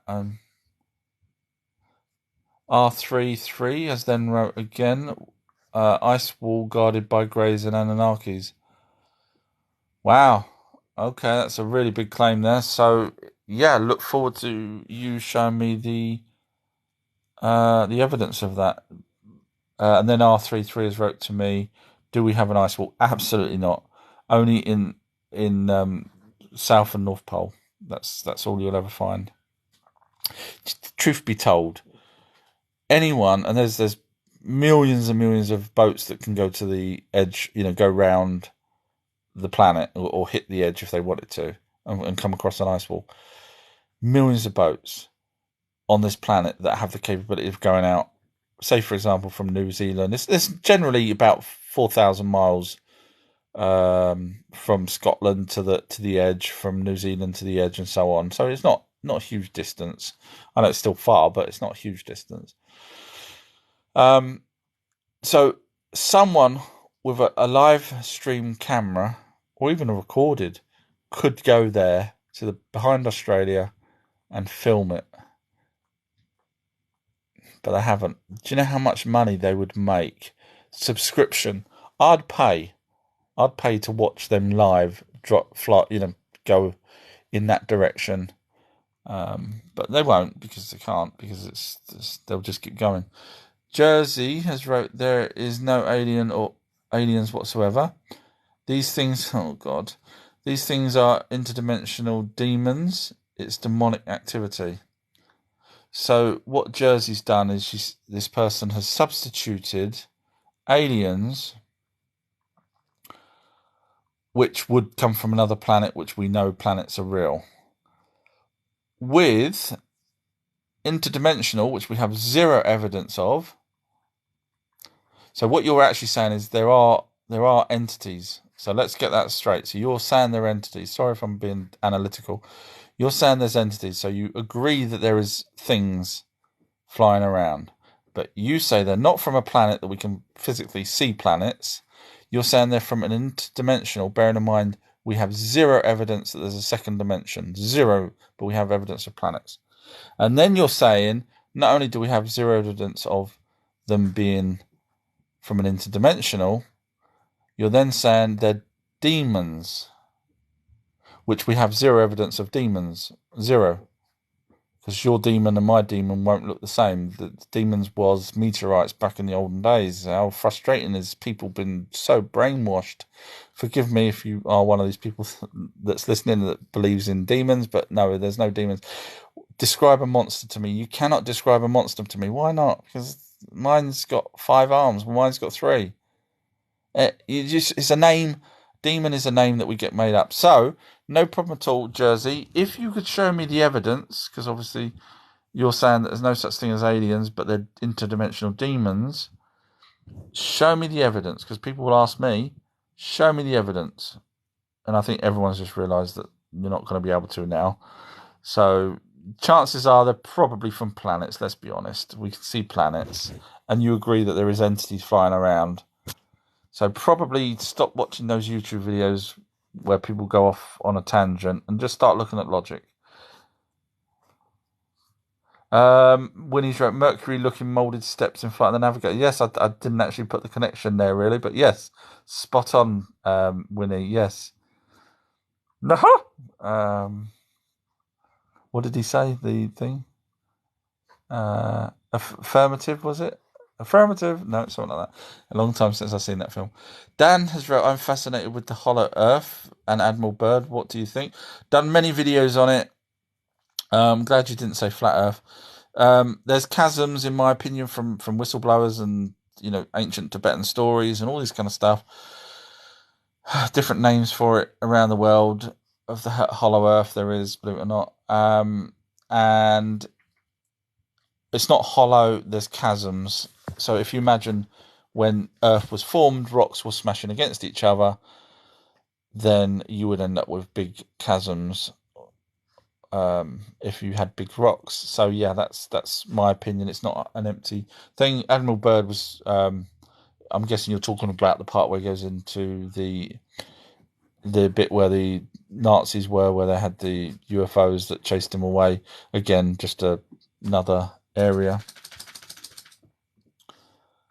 Fakers wrote, pay me. I wonder if that's to go to the edge of the planet, the ice wall. R33 wrote, does the ice wall block more land? No, the more land was just Admiral Byrd saying that there's land. In other words, ice had melted in Antarctica, so you could see land, you could see grass. That was the more land. Somehow numpties on the internet decided that meant more land past Antarctica, and therefore it's a flat earth and domes and demons and lions and tigers and bears. Oh my, yeah, you was waiting for that. TikTokers wrote, I have visited something. Not sure what that was. Elaine's wrote, me and my mum saw one. We were dumbstruck and we both chased it out of the house and chased it for half a mile. I'm guessing that's an orb. Sorry, I'm not sure. Not sure what I was talking about then. User 23 wrote, what shape is the Earth? Fairly round. I wouldn't say it's exactly spherical. Simply because of various reasons, obviously, depending on how many rocks were hitting at the time. One rock may have been a bit bigger than another rock. And obviously the push-pull of the gravity between us, the sun, and the moon probably has affected it a little, and so we may have a squished, maybe a slightly squished, as scientists say. Phalos has wrote, do you think if UFO people wanted to see them and others not, they could do that? Because of the possible quarantine around Earth, the only record I've got of people saying that where contactees were contacted would be ones that were taken up in their craft, shown things like, our planet, how bad our planet is, memory wiped, and then they go back in the morning and feel like they've got the need to go and, help recycle, help do this, help do that. Then you've got the other types that supposedly Palladians contact them in the night through telepathy and try and talk to them that way. So I don't think any other ways I've never heard of. Winnie's wrote, kettles on. You can tell by my voice, couldn't you? Thank you, Winnie. How long does it take to get to Scotland? Jay Lewis has wrote, ha ha ha, Bigfoot's a myth. Again, love to know your thoughts on how dogs get their necks twisted 360 degrees, and also how a human got his neck twisted 360 degrees when the police turned up looking for a couple that were out in a secluded wooded area, and the police found them, and there was Bigfoot tracks all around, and this is coming from a police officer, so it's not me making it up. And the woman had been abused by at least 5 Bigfoots, and they could tell that by the footprints. And the bloke was near the water with his head twisted 360 degrees and dead. She was dead as well. So, when you say Bigfoot's a myth, could you explain to the police officer that saw the Bigfoot prints and how the hell did someone twist a bloke's head as well as dogs' heads? Let me know the answer to that. I'll be interested to know. And Finn has wrote any Bigfoot encounters. I've not. I'm in the UK, so I would never be able to. I've heard like the story I just told you there, genuine true story from a police officer. Yeah, Winnie's wrote, I've seen two orbs. Fortunately, I was not on my own, or would not have thought I was imagining them. Wow. Do you think there was any connection between recently passed loved ones, or do you think they were just passing through? Thank you, Costin, for the rose. You don't have to. I do this just because you're the only ones that listen to me. B has wrote my favourite subjects. Thank you. Mine too. Ian has wrote, is there such a thing as background players? I'm guessing you're referring to people pulling strings in the background. I mean, if there is, I would probably say they would have been alien entities such as the reptilians, if anything. Otherwise, I mean, our elites literally tell us what they're doing. You know, hey, we're going to have a great reset. You're going to own nothing and be happy, and we're going to depopulate the planet. So they're coming out with it. So, you know, they're not really in the background. Flexers wrote, no one questions if the Mexicans built the pyramids, the Egyptians, on the other hand, laughing out loud. I'm not sure why the Mexicans would have built the pyramids. Obviously, I'm guessing I'm thinking of the oldest ones, which would have. I'm guessing you're thinking of things like the places like Teotihuacan and Pumapunku and places like that. I'm guessing you're thinking of to make you think that, obviously, as far as I know, you can't really travel to Egypt without a boat from Mexico. I'm not great at my geography, but as far as I'm aware, you can't. So not only would the Mexicans have to travel, or they would have had to been taught Egyptians how to build them for the Egyptians then to go back. Obviously, we know it's the Anunnaki because we've got tablets, but I'm just pretending that it was either of the Egyptians or the Anunnaki. Now, bearing in mind this was 10,000, approximately 10,000 BC, when hunter-gatherers, according to mainstream, were around. So even in Mexico, if there was any people in Mexico, which I doubt it at that point, because if you go by the tablets, Mexico, no, there wouldn't have been. Later on, yes, you know, talking another 5,000 years after the first period, after the Giza pyramids, because this is all after the flood. You might have had some scragglers from. To be fair, you may have had some scragglers from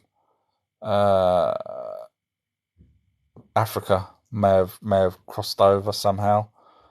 But in terms of the pyramids, no, not Mexicans. I wouldn't have thought. I mean, I'm just pretending that I didn't know about what I know about the Anunnaki. Andy's wrote, wait till the electricity waves go up. Not sure what that's referring to.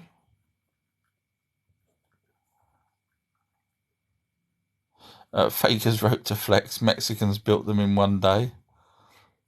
When in Rome, Ian's wrote to Fake, those without soul, like Dolores Cannon mentions. That's to do with the behind the scenes. I'm still not following with the behind the scenes and the souls. I don't know what that's referring to. Sorry, you got me on that. User 1H wrote, why would you think you are alone? Myth that aliens wipe out mankind similar to when civilized. Sorry, let me try and get my head around this. Why would you think you're alone? I'm guessing you're referring to us as a species. Myth that aliens would wipe out mankind, similar to when civilized. I'm not. Sorry, I'm not sure what you mean. I'm sure other people probably figured it out. R33 is still saying ice will stop humans seeing more land guarded by greys and the Anunnaki. Yeah, I doubt the Anunnaki would be. The greys were far more advanced than the Anunnakis. There's no way the Anunnakis would have had the tech. And even the Inkling. You got to remember the Anunnaki were here. Email message. So There is an email I can't see message. them thinking, oh, those people that we created, let's pretend there's less land than there really is. What benefit would there be for the Anunnakis and even the Greys?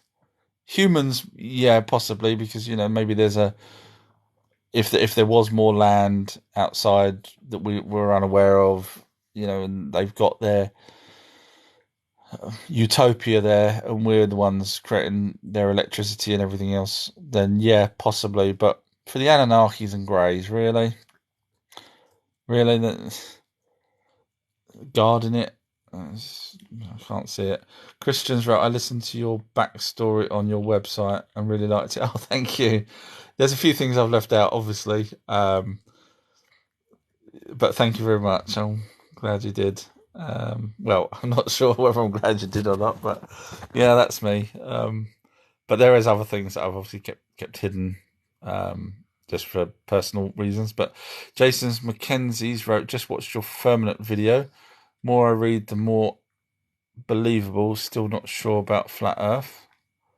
Just watched your Firmament video. Which one was that? Because obviously, not is it the one where I sort of point out that the rocket that was due up today would end up being filmed by Christ knows how many individuals as it goes up past the dome, or is it one of the other ones? But you say the more you look into it, the more you find it believable there's a dome, even though the Apollo 11 rockets, which you can go and watch the footage of, I know people's going to say it's CGI back then, but everything's going to be CGI. If you don't want to believe everything, then everything is CGI. Well, Billy Meyer back in the 60s, Photoshop. We didn't have Photoshop. Well, it was he time traveled, used Photoshop, and went back and done that. That's how he got those pictures, wasn't it? So I guess you're going to debunk everything, but there is footage of the Apollo 11 mission going higher than the supposed rocket that went up. Why the hell would they keep sending rockets up? Just use logic. You send one up. Oh well, there's a dome there. Okay, let's not. We want to pretend to people there's no such thing as a dome. Let's not keep sending rockets up. But they keep sending rockets up. Elon Musk. Oh well, I've lost another one. That was a waste of money. But hopefully no one saw it hit the dome. Let's not put cameras on. Hey, we're putting cameras on there. Oh well, if someone catches on there's a dome, then oh well. But it's a bit of a giggle. We keep losing all these rockets, isn't it? So how do we? Message. There is an email message. How do we keep those satellites up in space? The ones that keep the GPS. Well, we've got helium string, haven't we? It's on a balloon, helium balloon. That's what I've been told. When you start breaking it down, Jason, use logic. What benefit would there be for sending up rockets over and over again if they're just going to keep hitting a dome and coming back down? Now, you could say, well, they're trying to smash through the dome. But if you go by everyone's assumption that the dome is actually around us, then all they'd have to do is go sideways and smash through it. I see what you're saying. That's a sensible idea. Well, no, it's not sensible. It's a logical idea, but stop going up. You just go to the side. Oh, well, we can't. There's an ice wall. It's guarded by Greys and Anunnaki. Yeah, it doesn't make sense. David's wrote, dude, don't apologise to anyone. Sorry. Paul's wrote, oops, forgot to say hi. There's no problem, Paul. Hi. John has wrote Loch Ness Monster. I think I've covered that. Hopefully you was here earlier. In Your Attics that wrote there are millions of dollars for any proof of anything paranormal. Like I said before to the same person that disappeared. So I'll point it out again. There's millions of dollars. Right, okay, I'll do it this way because there's some numpties out there that believe that sort of comments. So I'm a billion trillionaire, right? So imagine that. Show me proof of anything paranormal. Okay? So you'll show me the Patterson Gimli Bigfoot film. No, it's a man in a suit. Wow, I've kept my money. That was close. I'll say that's a man in a suit. Billy Myers photographs of UFOs from the 60s. Man on his own in the middle of nowhere, Switzerland or Sweden. One arm, managing to take some fantastic pictures of UFOs. Even spoke to them. Even got information from the Palladians that things have happened after he wrote them down. So in other words, things that happened in the future he knew about from the Palladians. Well, I'm the billionaire here. I'm the trillionaire. Do you know what I say to that? I say Photoshop. I say, you lucky guess. Lucky guess. Right, I've kept my money. Next paranormal thing. And I will just keep going. Do you see the point there in your attic? Do you see the point? Do you really think that someone's going to hand over money if they don't want it to be real? They will just continuously say no. So the Tic Tac video from the military that shows a craft doing unbelievable manoeuvres. What's that? Oh, that's CGI, isn't it? I've saved my money again. Do you see my point? Whatever we give to a billionaire or whatever that wants the proof, he or she, and it's going to be a he because men are terrible at this kind of stuff. Women should rule the planet. He will say, no, it's not real. Whatever we give them, he will say it's not real. So when you keep saying, oh, there's been a reward out there for 50, 100 years, however long you want to say, you can say 1,000,000 years. The person that's offering that, or the collective, obviously have a vested interest in it not being real. Otherwise, they would look into it seriously and come to the conclusion that it's real. So I don't know, people. I don't know. Maybe I'm too old for all this. Jason's wrote, entities multidimensional, maybe. I believe that there may be interdimensional entities, but I certainly don't believe that all of them come from, all aliens come from interdimensional and not from a planet that we physically can see. So, yeah. In your attic, wrote, you speak well, but produce zero proof, though. Am I wrong? Well, again, I just pointed out 3 examples to you. Billy Meyer, but you'll say they're fake. Patterson Gimli, you'll say they're fake. And the pasta, what about the pasta?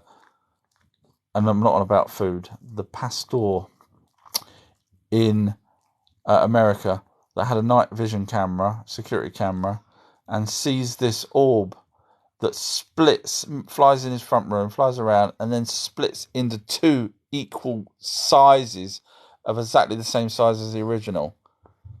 What are you going to say about that? Well, that's a bit of dust that kind of like stuck together and then in front of his camera split up and went equal distances and decided to go different ways and stuff. There you go. No proof whatsoever. Everybody in your attic is correct. There is 0 proof. Do you see my point in your attic?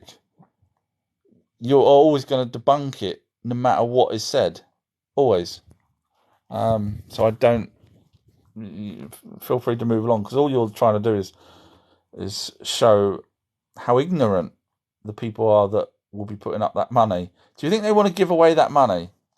Because I remember you saying there was millions at stake last time. Now you put the dollar signs, but if I remember correctly, you said millions before. Do you think they want to give away millions? I wouldn't want to give away millions. I'll just keep saying no, no, no, and trying to make people look stupid by saying the prize is still there, everybody. The prize is still there, which means there is no proof. And people like you in your attic will go, well, if the prize is still there, it means there's no proof. Think. Do you know, I'll be glad when I'm gone. I think we have gone backwards on this planet. I think probably the Africans that were created by the Anunnaki were smarter than we were now. Wayne has wrote Bol, which is Baal, which would be the Egyptian god, and Sirius are in the Stargate TV show. That's correct. So is Apophis and a few others. Yeah. I know Stargate quite well. I have a connection with the TV series. Not going to go into why. Flexes wrote, is this content based off of assumptions or preconceived ideas? Hopefully you've now been listening long enough to know that where I'm pointing out evidence such as stone tablets or clay tablets, shall we really say, and I point out to where they are in the British Museum and you can go and read them, etc., then hopefully by now you've realised that these ain't preconceived ideas. I don't do that. And there's people like in your attic who obviously would like to try and catch me out, haven't caught me out on anything because I don't lie. I'll tell you the truth where I know it, and I'll tell you my opinion when I know it. Unlike other people out there that will just tell you what you want to hear, I won't do that. So these are not assumptions; these are logic-based conclusions. Globetards wrote, "What happened to the moon rocket?" and then laughing as if they knew it wasn't going to start because these things are very easy to build. I built a little rocket in my back garden and it had one of those water jets, but unfortunately when I pushed down it didn't work, so I had to cancel that for a couple of minutes. Turned out I didn't actually turn the valve on properly, because there's only one moving part on that, but that was my fault. But on a big rocket that's probably got thousands and probably millions of parts to it, yeah, it's easy to always get that right first time. So I'm guessing what you're saying, Globe Tard, yeah. What you're saying is because they had an issue, therefore they weren't really going to send it up to hit the dome, because that's where you're going with this. I know I've watched some of your videos. So really they was just pretending to us that they was going to send up a rocket, even though Elon Musk does send up rockets and you can actually film the rockets going up yourself if you want, and it will go further than the so-called one that hit the dome. But let's forget about that because no one's interested in facts. They just want a good story. So let's pretend that they was going to pretend that they was going to send up a rocket, and they have done in the past. You've got Apollo missions, but let's again forget the fact that they have sent rockets up in the past. Let's just all let's just pretend Globetard is right and they were just. Hey Globetard, why would they even pretend to send a rocket up? What's the benefit of that? Yeah, you can't answer that. I couldn't answer that. Artist wrote to Globe there was a hydrogen leak. Yeah, it's what happens when you have quite a few moving parts. Occasionally my car goes wrong because it's got a few moving parts, and planes can go wrong. And they have people looking at them. They take a plane. I can't remember how often, but is it every month or something like that, every few weeks? They could take a plane out of commission and they actually go over it again just to make sure there's no bits missing and falling off. Now imagine if they didn't do that and took Globetard's advice of just say, hey, frick it, let's just go, man. Put your pedal to the metal and let's just do it. And then it blows up and there's people on board, like unfortunately the Challenger disaster, which I'm sure you'll then say, well, they hit the wall. People have got worse, haven't they? Let's be honest.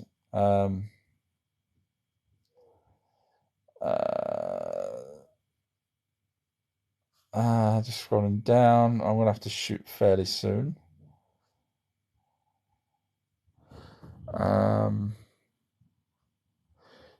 Did the Amica explanation vanish? I don't know if an explanation. I remember seeing you read out what it was. If that's what you mean, but I don't remember anything after that. And I remember saying, "Oh, I didn't know that." Globetard says Google says there's 4 million people on Mars. Probably, yeah. Obviously, Globetard has put a laughing face, But when you realise, Globetard, that we have been on Mars since at least, certainly from the 80s that I'm aware of, and then, Globetard, you realise, why do I bother? It's not even worth going down that road. Okay, there's no one on Mars. That's just I don't even. Okay, all right. I'm just going to point one thing out. You're going to say he's fake anyway, so you're going to say he's a conspiracy person. Gary McKinnon.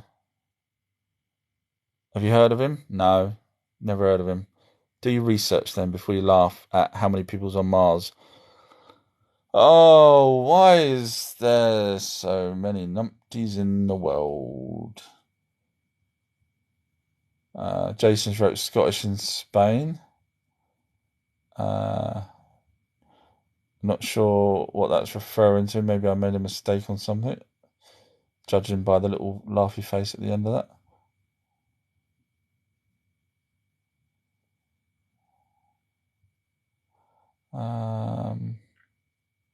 Proud has wrote, do you hear about concave Earth? Earth's a globe. It's amazing. For those of you that are like me, that believe the Earth is a globe simply because it's a globe, it's amazing how many people have been pulled into this flat Earth business. What benefit would there have been to tell us there's a flat Earth for the whole of our life? And I know you're going to say, well, back in the day they thought it was flat. Yes, I would think it's flat. If I didn't have a telescope and look at the moon, not the moon, but Mars going round, and it does go round because you can see the spot on Mars go round and then come back. If people didn't do that, that's when they realised that, hang on a minute, they're round. But if I didn't know that and didn't have a telescope, then I would probably, to be fair, and we didn't have aeroplanes, I would probably think that the world's flat. You know, as a kid, you'd grow up thinking it's flat. You wouldn't really care, but yeah. And the funny thing is, we've got people here talking about flat Earth and domes, impenetrable domes, and at the same time, we've got people talking about guarded by the Anunnaki and Greys, which are obviously not of this Earth. E.g., they've managed to open the dome and get in. So I don't know. I prided myself on being logical, but sometimes it hurts me. Paul's wrote, good job, my missus didn't hear that Scottish joke out of the Goss Lab. Sorry about that. Rubens wrote, do you think the government will come out and tell everyone about the aliens on the Earth? No. No, there's too many reasons for me to go into tonight, but there's no. Absolutely not. Not worth their whiles. Jason's wrote, maybe tall whites and Palladians, question mark. I'm not sure what I was talking about at that point, sorry. Jahas gave me, and Winnie's, some people have been giving me Scottish symbols, flags, and some hearts thrown in there in the mix. Patricia's wrote, do you believe that time travellers, I'm half. In other words, do you believe there is time travellers? I believe the military has created time travel. I've listened to enough whistleblowers forgetting, what's his name now? The one I keep talking about. The guy that supposedly went back in time to the Gettysburg Address. I'm tired now. Sorry, I've been doing this too long. Yes, in answer to your question, yes. Custard has wrote, was the devil invented by Freemasons?